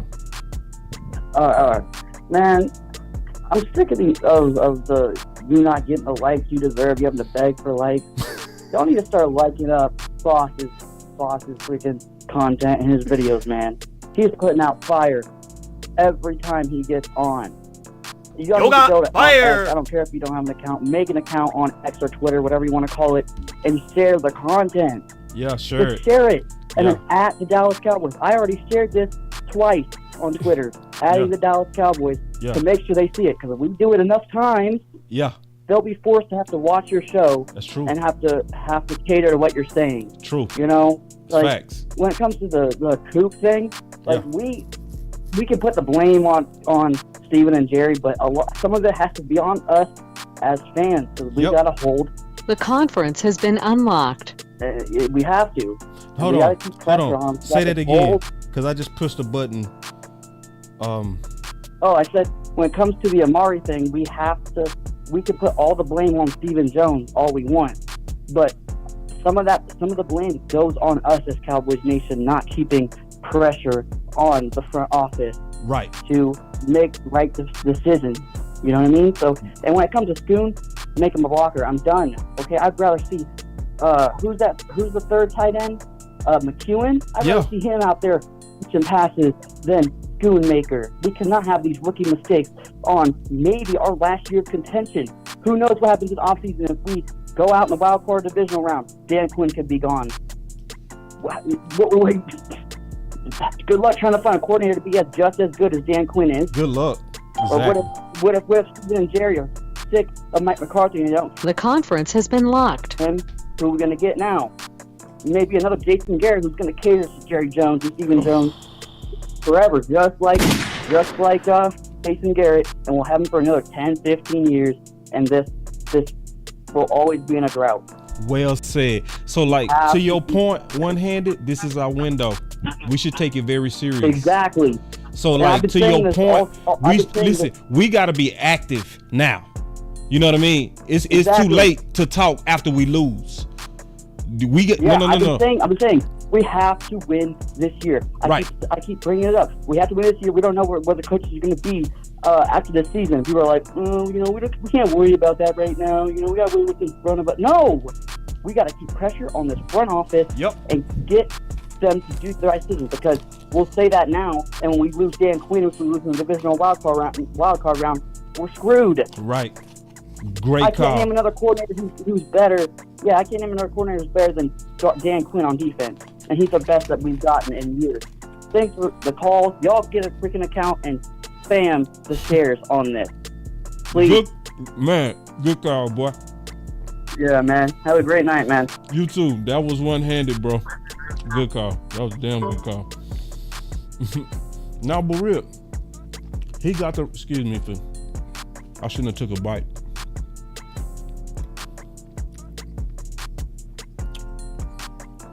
Y'all forgive me for that. It's so good though.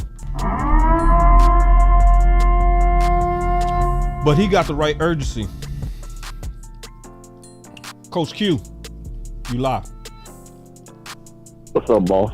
What's up, my brother from D-Town? What's up, boy?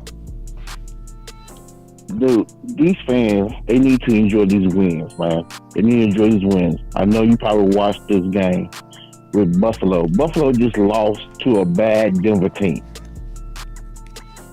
Just lost to a bad Denver team. They're 5-4. Buffalo, the vaunted Buffalo. I don't want to hear no more that quarterback is better than my quarterback 4. I don't want to hear it, boss. I don't want to hear it. I don't want to hear it at all. You know the sad part, Coach?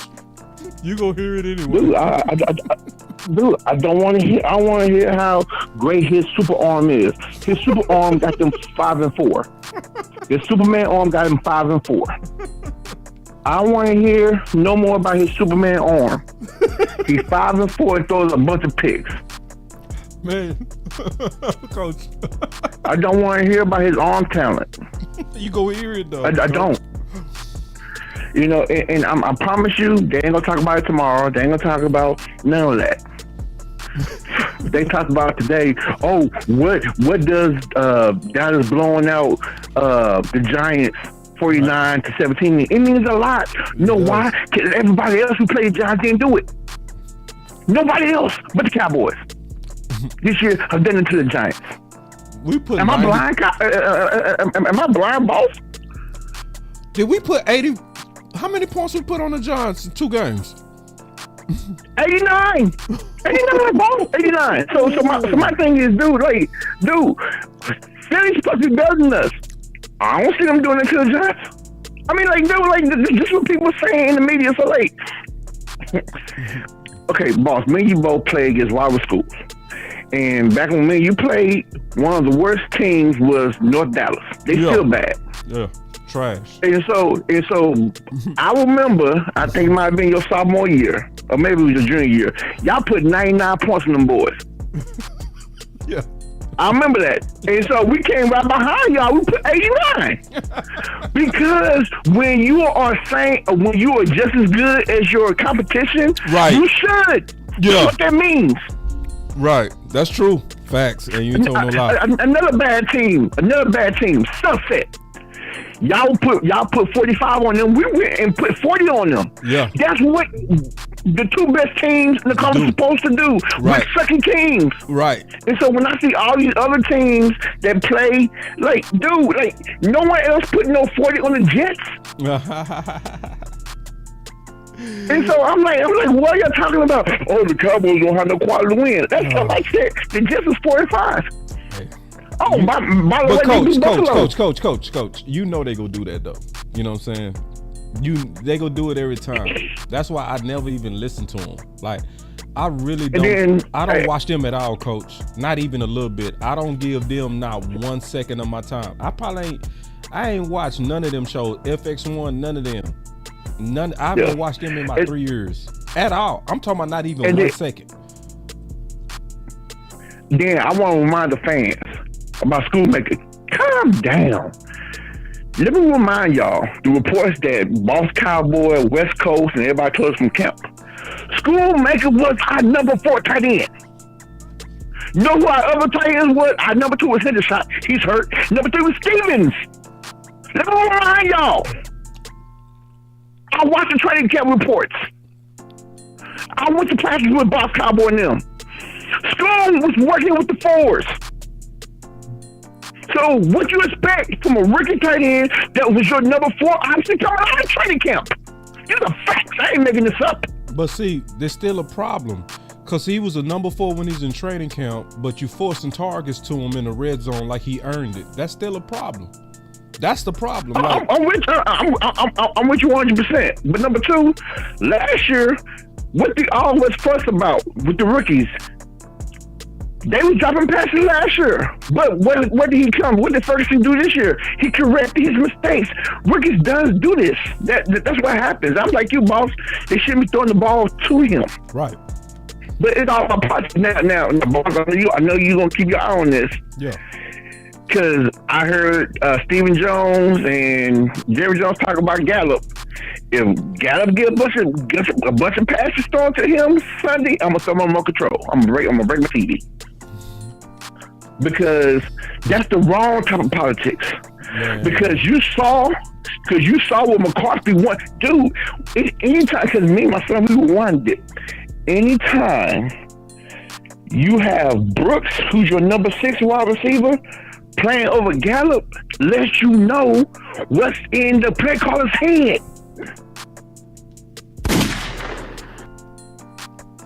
Right. As a coach. But so I mean, he had 3 catches. But, Coach, you got to remember. That's the most important thing is if you pick them, you got to use them.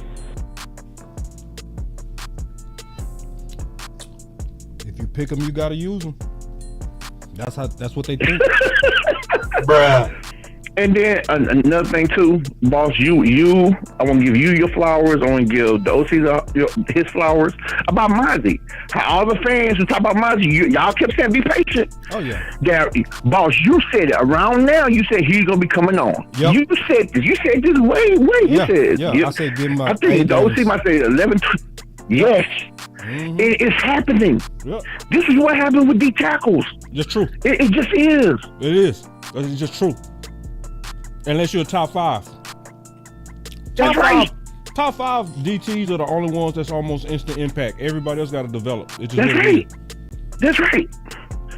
That's Even right. Dexter Again, my thing Lawrence. is this, Like guys. everybody know Dexter Lawrence is the man right now. He wasn't the man when he was first year. Yep. Yeah. What's up for Philly right now? Davis. Jordan Davis. He was trash last year. Yeah. He coming on now. Yeah. So, and my thing is this, guys. Like, I don't want to hear no more about Tyler Smith moving the tackle.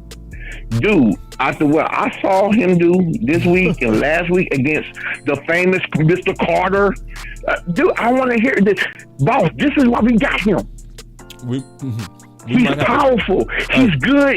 He's good in the phone booth. All right, we might have to. This is why. We'll have to debate that one, but not this is why. Because, boss, he has elite strength. He does. Yeah. Boss, me and you right now, I know you probably haven't even started doing the draft, but it's going to be hard to find another guard that has elite strength. It's late. Let's debate that later. Because I'm going to debate you with that. We will. All right. We will. Because it'll take too long. I got a couple more calls. But that's a conversation we need to have. Cool? Well, before I let you go, fans, hey, enjoy this win because other teams are losing against bad teams, but your team is not. That's right. Go Good Cowboys. call, Coach. Good call. Jessica. You lie. Okay. Hey, Boss, what did I say? I said if you let Dak be Dak, and if you add Cooks and Tolbert, all the different guys, all the missing pieces that were not there. Even when I said something about the young guy, Deuce Vaughn, they came at me and said, "Oh, he out for a reason, right?" Yeah. And then what they do? They put him in, right? Yeah. A cook was out there cooking. Can you smell what the cook is cooking? Let them boys cook. Use the weapons. Get that out there with all his weapons. That's the point of having these boys drafted. Ain't that what I said? Yep. If they draft them, if you draft them, why not use them? That's what I've been saying all this time. But anyway, the boys got the dub. And now that they see that Gallup, that's their fault that they pay him all that money. That's their fault. They cut Cooper and got him. Oh well. We ain't crying over no spilled milk. Ain't no time to be going back and forth over that. Boss, it's time to keep on grinding and keep on playing smash my football with all defense. Didn't I say Doris Armstrong? Didn't I say put Hankins in there? Didn't I say they need to put all those different people out there on that field? Like you said, our voice matter. I'm going to keep on saying what I'm saying. I'm going to keep on tweeting what I tweet. And, Boss, you know I always, when I come in, I like and I share. But he shouldn't have to keep saying this every time they come on. Law shouldn't keep saying it. None of these content creators that we follow, they go out and do work really hard to bring us great content, and they also allow us to give our voice and our opinion. So y'all need to show much respect to Boss and all of our people we follow and all those that we don't subscribe to. One thing when y'all get in this chat and all of this talking down on the Cowboys, look, the only reason that these people sit here and talk down on the Cowboys is because fan base that sit up and do what they do. If they are a team, it is 31 teams in the NFL. If they are in the NFL and we play them, it don't matter if they having a bad season or a good season. We beat them, we beat them. So don't talk about they ain't nobody. And if the refs had not have got out there and helped Philly, Dallas would have took that game and won the dub. But anyway, anyhow, we will see them again. And when we see them this time, they will get their butt beat. While they sitting up here worrying about the Cowboys and how our boys beat the Giants, they need to be worried about getting ready to go against Patrick Mahomes. That's who they need to be worried about. Right. What they team gonna do against Patrick Mahomes. While they sitting up here with their chest out, I hope Patrick Mahomes have caved their chest in and give them that loss that they should have got last Sunday. While they all up in the chat, all up behind y'all, bumping their gums, which it don't matter to me because I will not apologize for being a Dallas Cowboy fan. I've been a fan since I was a little girl holding my Dallas Cowboy football in my hand, watching Emmitt Smith and running like I'm in place, like I'm running down the field with him with my mini football in my hand. I played football with my boys' cousins. I lift them boys up. I know about football. I might not talk about it as great and how y'all break it down or whatever, but I know what I be talking about. You got to use what you got to get what you want. Jerry Jones. You drafted them, use them. That's all I got to say. Good call. Thank you, Jessica. Tyreek.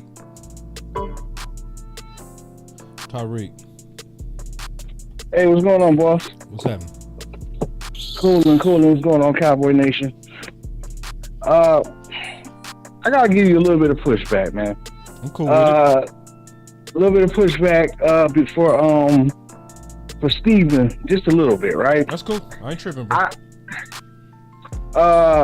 I don't agree all the way. I do agree with you, but I don't agree all the way. I agree with you halfway. Where you don't agree? I'll say it like this. I'm about to tell you right now. With Schoolmaker. Okay. See, with Schoolmaker, because you got to understand something. He was hurt during training camp. He was hurt during preseason. So he has to get his legs and he got to get himself all the way in game shape. And I know we're in week 9. We got to be in week 9, and it takes time. He a rookie, so you got to give him his shots now, because you would rather give him his shots now, let him mess up now, than mess up later in the season, because it might start clicking, and that's what we're looking for out of him, for it to start clicking with him later on in the season, especially once it gets we get into this colder weather and stuff like that. We got to travel and do things like that on the road, because he's a pretty good blocker. He just needs to get his head in the game, you know what I mean, as far as catching the ball. You know what I mean? I think that the dude can catch the ball, but... Pause. Go ahead. Why can't we... I'm getting into my content for tomorrow. All right? Because I wasn't going to talk about it today. I'm going to talk about it now, though, since you said what you said. Why can't they just go with the Witten plan? Where tight end 1 gets all the targets. Why can't they just do that? Mm-hmm. Why do they have to develop him into a catcher now? Well, you don't need him for the playoffs for that. What you need him for that for? Did they do that with Witten? No, not so much. And I think that's why we was failing. And then you know what else they did with Witten? Witten stayed in the game 99.9% of the time. Yeah, tight end 1 was treated treated like the tight end 1. If your tight end 2 was messing up, why you feeding them at all anyway?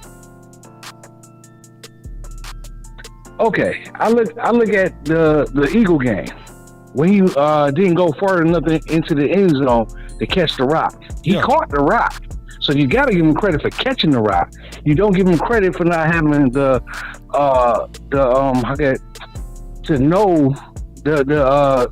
savvy to know to step back further into the end zone to catch the ball. That's what you don't give him credit for. You know what I mean? You don't give him credit for not going more behind the goal line, behind the into the end zone to catch the ball. That's what you don't give him credit for, because that's a rookie mistake. So I'm not going down on rookie. No. Fuck no. No, bro. Like, Chris Olave was a rookie last year. He balled. You know what I'm saying? Like, no, if you on the field, you got a ball, bro. It's game 9. This ain't the third game in. This is game 9. They done gave you a whole lot of chances for this to settle in. It has not settled in yet. So no, we ain't got no more time, because every time you giving this dude time, especially in pivotal games, it's costing you those games. So put it like this: if you would have had the right tight end 1 doing what Schoon was doing, we actually beat Philly. So why we keep giving this dude time, especially in big games? Like, what the fuck we doing? Like, nah, we ain't got time to be having these dudes learn on the job when you already got a capable tight end 1.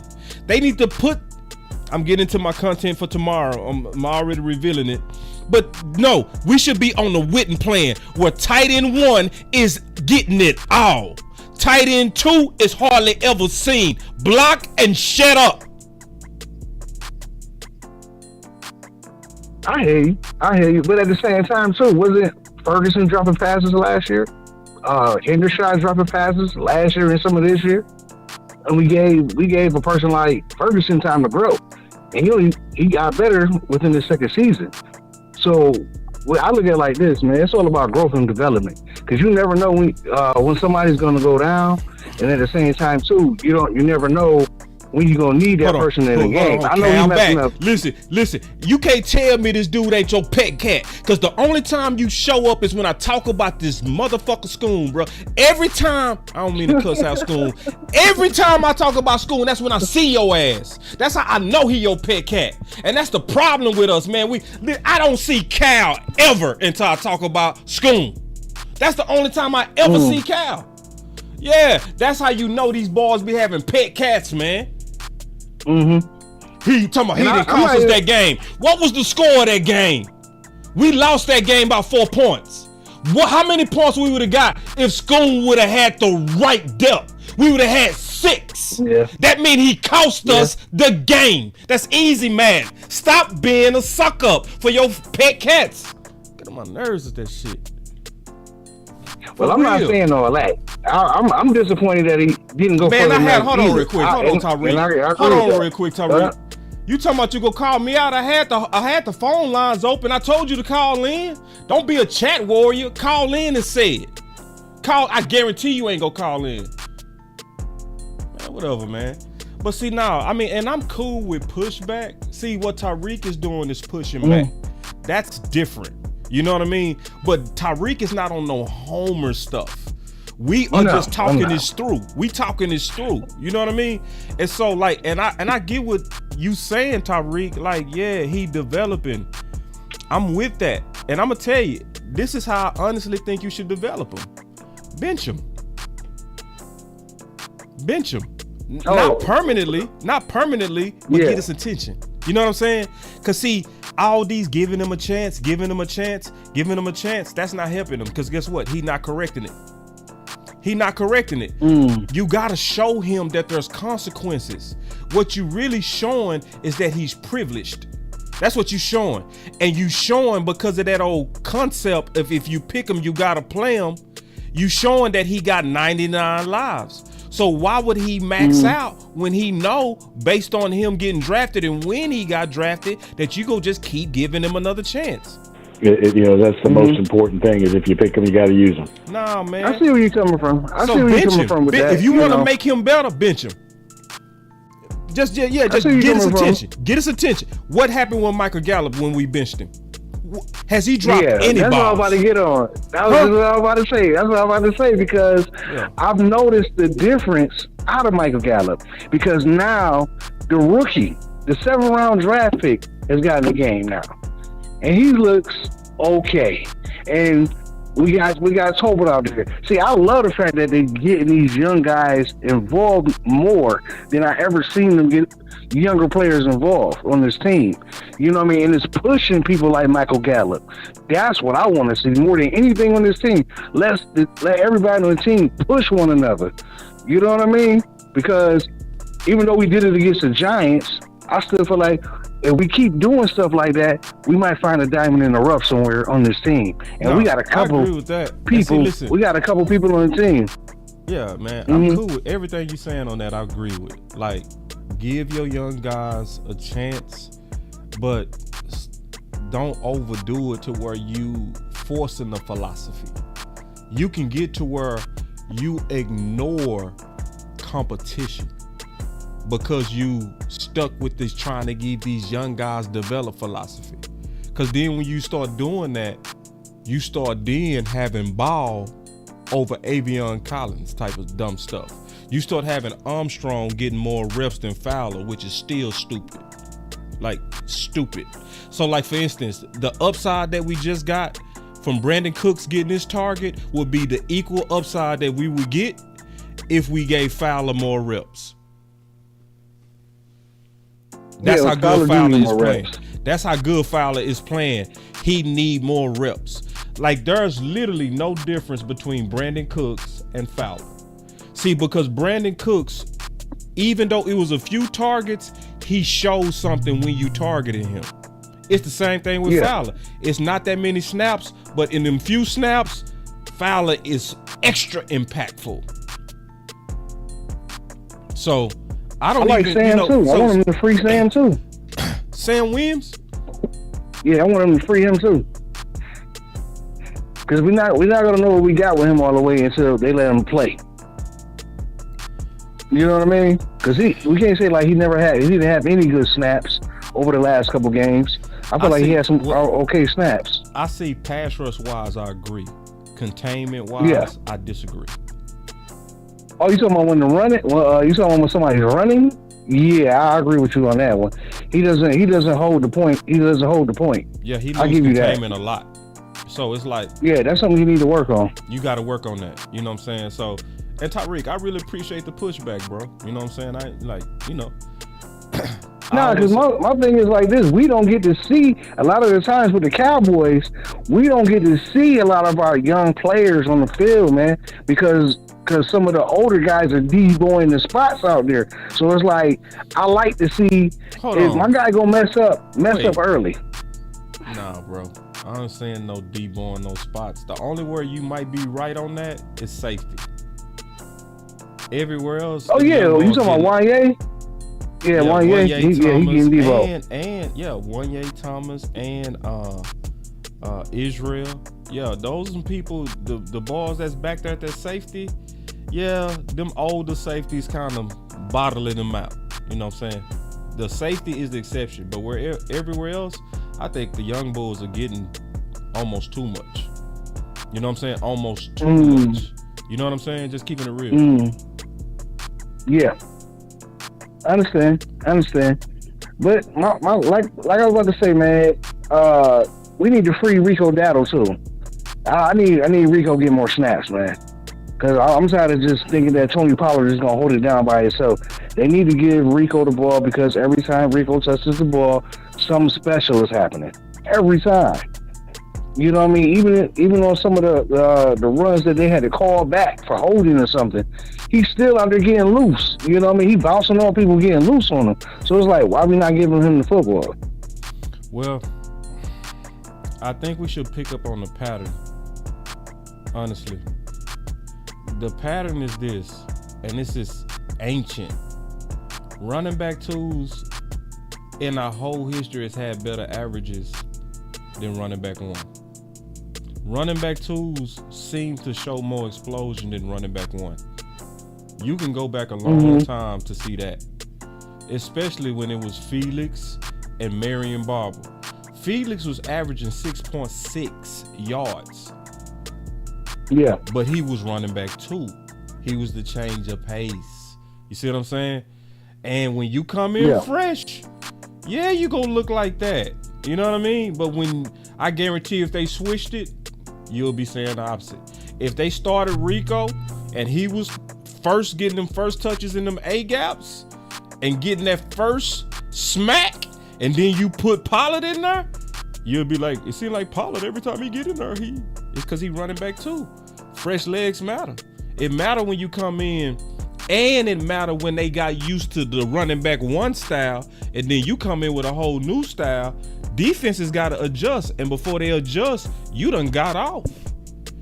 So, because basically it's the same argument with Zeke and Pollard. It's gonna keep happening. So as soon as Rico become running back 1, we gonna be saying, you know what, the new running back 2, he needs to get more. It's the same thing. It's really they need to be balanced. They need to they need to, you know what I'm saying? I would say keep it around where they got it. You know what I'm saying? Where you give Pollard just a little bit more than Rico. But see, this is my thing though, boss, right?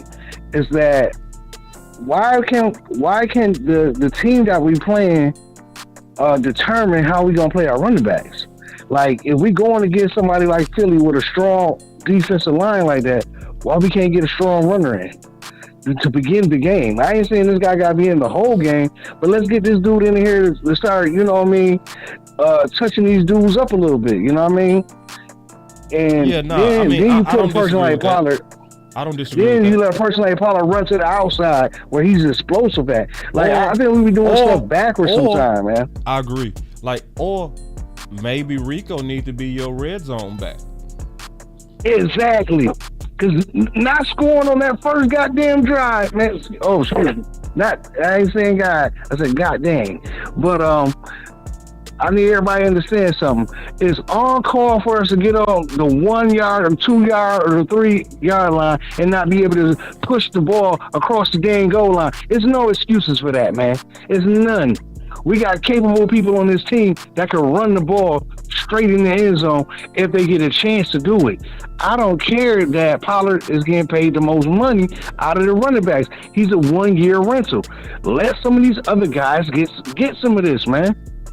You know, that's almost like them trying to run Deuce Vaughn straight up the middle instead of trying to throw a screen or something to this dude so he can get an open field and use his abilities. See, this is the things I be talking about with us that I don't like, because there's no excuse for that, man. That's what I want to see change. Yeah, I mean, we got to keep the pressure up. Like, so what you talking about is what I call reverse cheap, and I think you got a good point on reverse cheap. And reverse cheap, for those who don't know, reverse cheap is because you paid for it, you start forcing it because you want to get your money's worth. That's being reverse cheap. You know what I mean? And we got a long history of being reverse cheap. I think reverse cheap was happening with Zeke. I think reverse cheap is happening right now with Michael Gallup. You know, especially early in the season, it's because we paid for it. We go use it. It's reverse cheap versus other teams, and that's the scary part. San Fran not like that. Nah, man. San Fran gave up the world for Trey Lance. If it would have been the Dallas Cowboys, they would have been like, good job, Purdy, but you Mr. Irrelevant. We done gave away too much for this dude not to give him a whole lot of opportunities. We would not have moved on from Trey Lance like San Fran did because we reverse cheap. You got a good point on that. It's true. Yeah, because if it wasn't just me or when Michael Gallup scored that touchdown, out of everybody else that scored, the Joneses jumped up and started clapping. Was it just me that seen that on the broadcast view when Gallup scored that touchdown? I seen them jump up for him, but everybody else scored. I didn't see the Joneses. They didn't shoot the camera over there to show the Joneses standing up clapping and all that, happy as hell.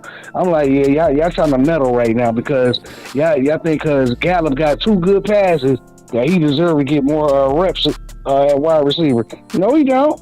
We need to do exactly what we did yesterday against these good teams. We need players that can go out here, get open, get separation, and catch the dang on ball. I like what Brooks is doing. I like what Jalen Tolbert is doing. And I definitely like what Turpin is doing when he come on back. Let's keep the pressure up. That's the key. Yes, sir. Share the content. Obviously do the like. I'm going to do my part. My part is to cut up my content into digestible pieces. You know what I mean? To where when y'all share it, you're not asking people to watch no 2-hour show. You know what I mean? You asking somebody to watch 8 minutes. I'm gonna do my part on that. You know what I mean?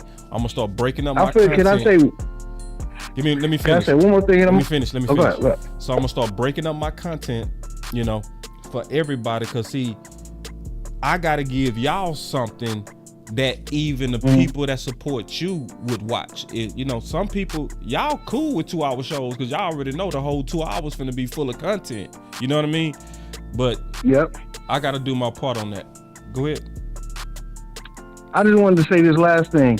Whoever that reporter was that said something to Mike McCarthy last week about why Cook is not getting the ball, that guy deserves a round of applause, standing ovation for saying that, because he's putting them dudes under pressure, man. Some of the other beat writers are putting these guys under pressure, and us as fans, we putting them under pressure because it's like there's no reason for some of these hiccups in the big games that we're having.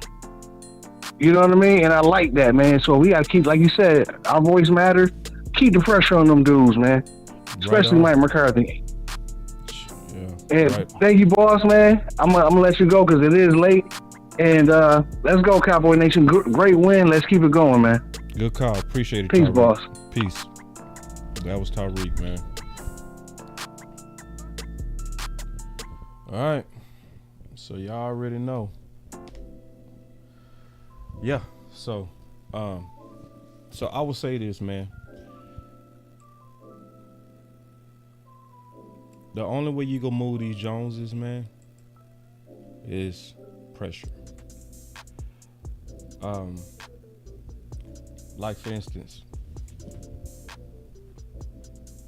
I really wish, I ain't gonna even lie to you, I wish like hell that I had 100,000 subs like my boy Law. Man, I wish. I'm serious. Not even just for the money. You know what I'm saying? And you know, it's for that influence. You know, y'all keep Law in y'all prayers, because Law is very influential in this space. You know what I mean? Law is in a very powerful position, you know. And I want to be there too, because I want to be to a point to where when it's on this channel, I want us to be the type of army to where when it's on this channel, it's gonna be a big deal, and we building towards that. I want us, even, and I'm gonna say it like this, even if we don't have 100,000, right? I want us to be so active. You know what I'm saying? Active. Like when I post some truth, I just need a bunch of people that's willing to do some work with it. Everybody around me shooters, ain't no telling who was shooting. When I show you what Stephen Jones was saying about Amari Cooper versus Gallup, I just need shooters to shoot that. Everybody around me shooters, ain't no telling who was shooting. We need to work as a team. I mean that, rugby style, just like Philly. The reason why that bullcrap play worked, because when you watch them, if you really watch the Philly rugby, tush push, whatever you want to call it, the main thing you see them doing, not like any other team, is they push together. See, I'm gonna tell you what be happening with us. I'm gonna be honest. The OC pushing, Tariq pushing, Magic City Marv pushing, right? Jessica pushing, right? One-Handed Bandit pushing, right? Amp pushing, Big Game James pushing, Law pushing. You know what some of y'all doing? Watching. While everybody pushing, Scott pushing in the morning. You know what I'm saying? Landlord pushing around 11 o'clock. West Coast pushing around 12 o'clock. Then Vacha come on around 3. My Cowboys family will come on at about 1 in the morning. Pushing.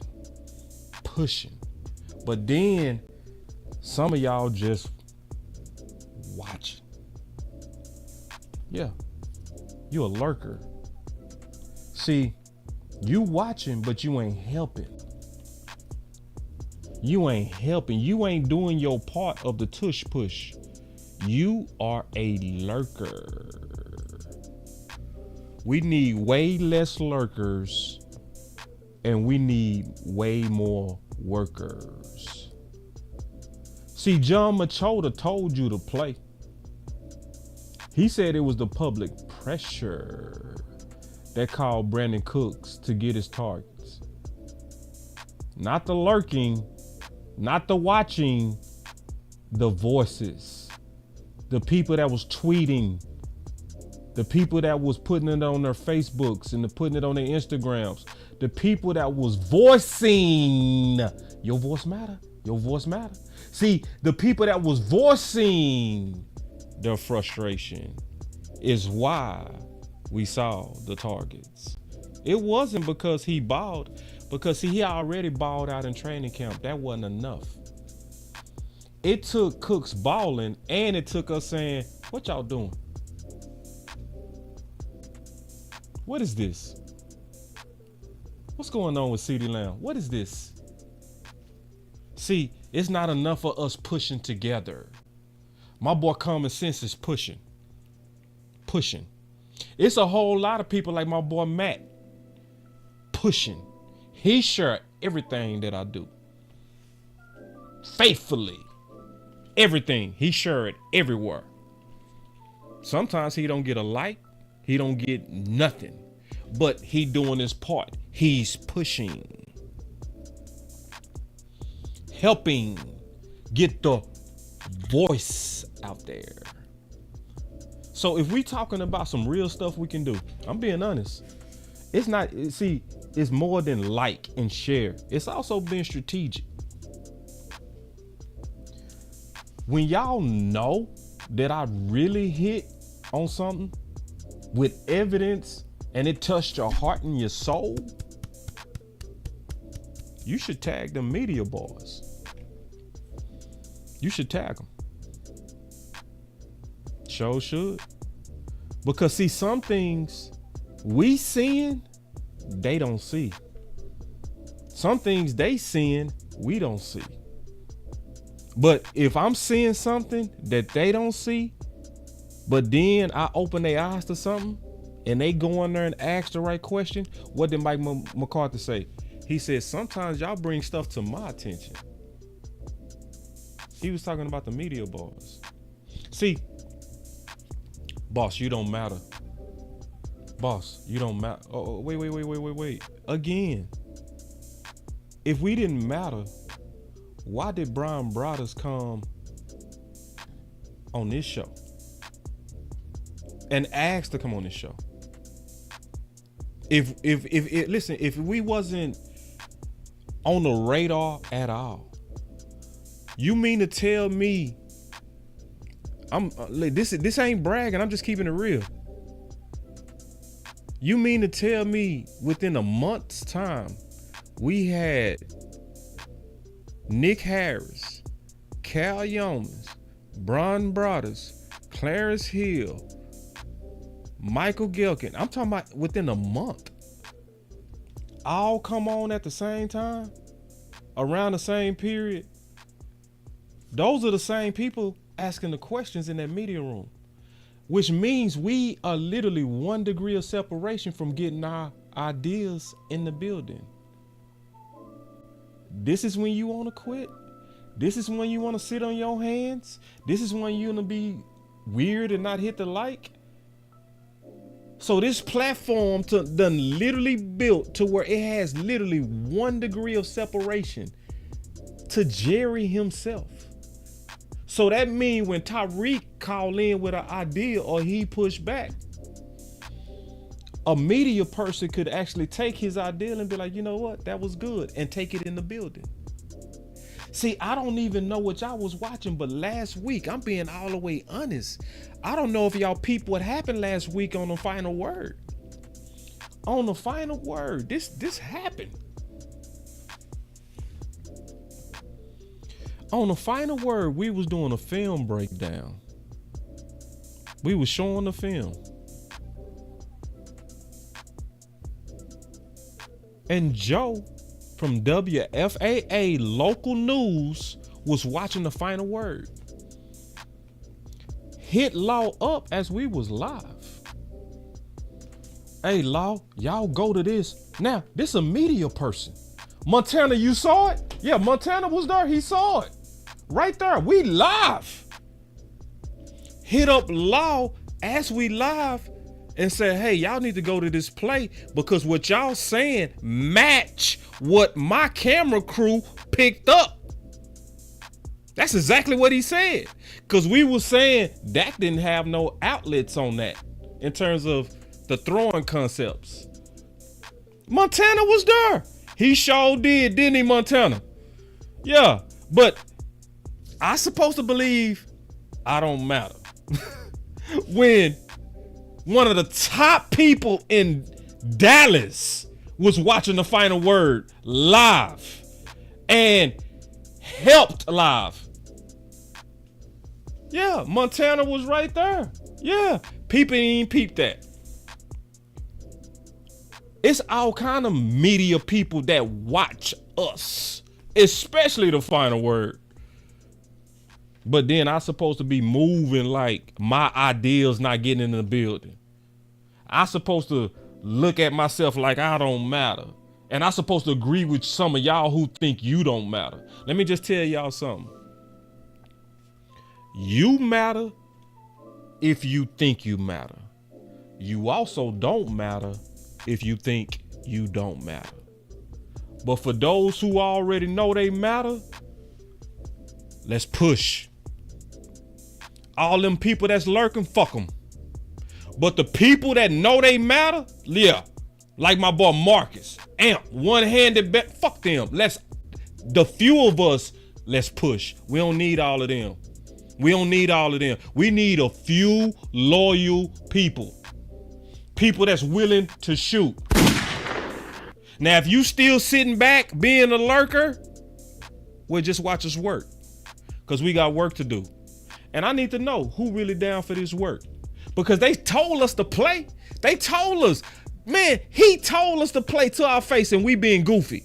He told us the tush push that works. John Machota, he told us. He said, this is the play that works. Make noise. Make noise. That's the play. What you want to see, make some noise. Be organized about it. Be organized. Be organized about CeeDee Lamb getting his targets. What did my boy Landlord say? He came up with a campaign, a beautiful, smart campaign. It was called Spam Lamb. And we all got behind it, start sharing it. Then all of a sudden we see CeeDee Lamb getting spammed. Then we come up with another campaign. Let cooks cook. Everybody putting that out there in the social media streets. And then all of a sudden John Machota come back and he say, based on the public pressure, I think Cooks is going to get around 67 targets. He got 10. And see, I'm going to tell you something. I don't trust this team. I don't. I fucked up. I drunk some Kool-Aid. I shouldn't have drunk it. I should have spit it out. Nah, I ain't trusting or drinking nothing until I see this politics and this weird philosophy die. As long as I'm seeing Armstrong getting more reps than Fowler, that's the most important thing. Is if you pick them, you got to use them. Nah, I ain't drinking no Kool-Aid. Cool, I'm cool on it. I'm cool. I support my team, but I'm not no sucker. No. See, it's a difference between supporting your team and being a sucker. I'm not no sucker, man. Not for the Cowboys, not for nobody. You can't just give me anything. You can't just piss on me and tell me that's rain. You can't do me like that. You can do somebody else like you can't do me like that. No.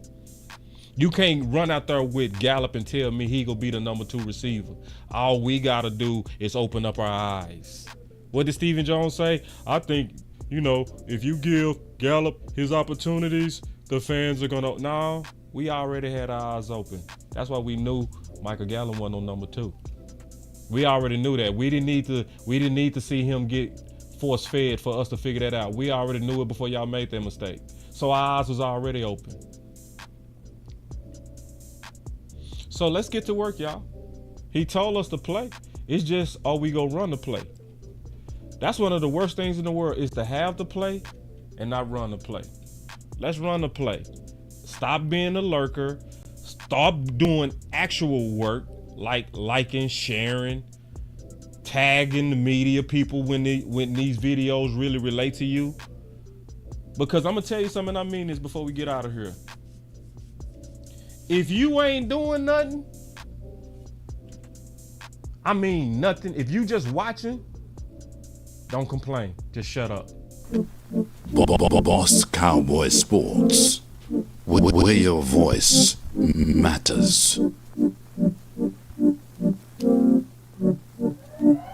Look, moving too bossy, we don't tread softly, but not flossy, the streets done taught me, moving too bossy, we don't tread softly, but not flossy, the streets done taught me, I'm just tryna get my nigga paid. We came from Section 8, and I knew I was at since the 2nd grade. Man, I swear my time is coming, cause I'm never late. Came from broken homes and broken dreams to getting paid. Look, dollar bill, listen close, this is not a drill. Niggas hungry trying to get a meal. I've been in light, who gon' pay a bill? I've been in action, been in traction, surplus with niggas lacking, shining light but still be blacking, red lights will stop the action, green to go, even when it's slow. Higher heights to balance out the lows. Can't ride the wave cause you ain't got a boat.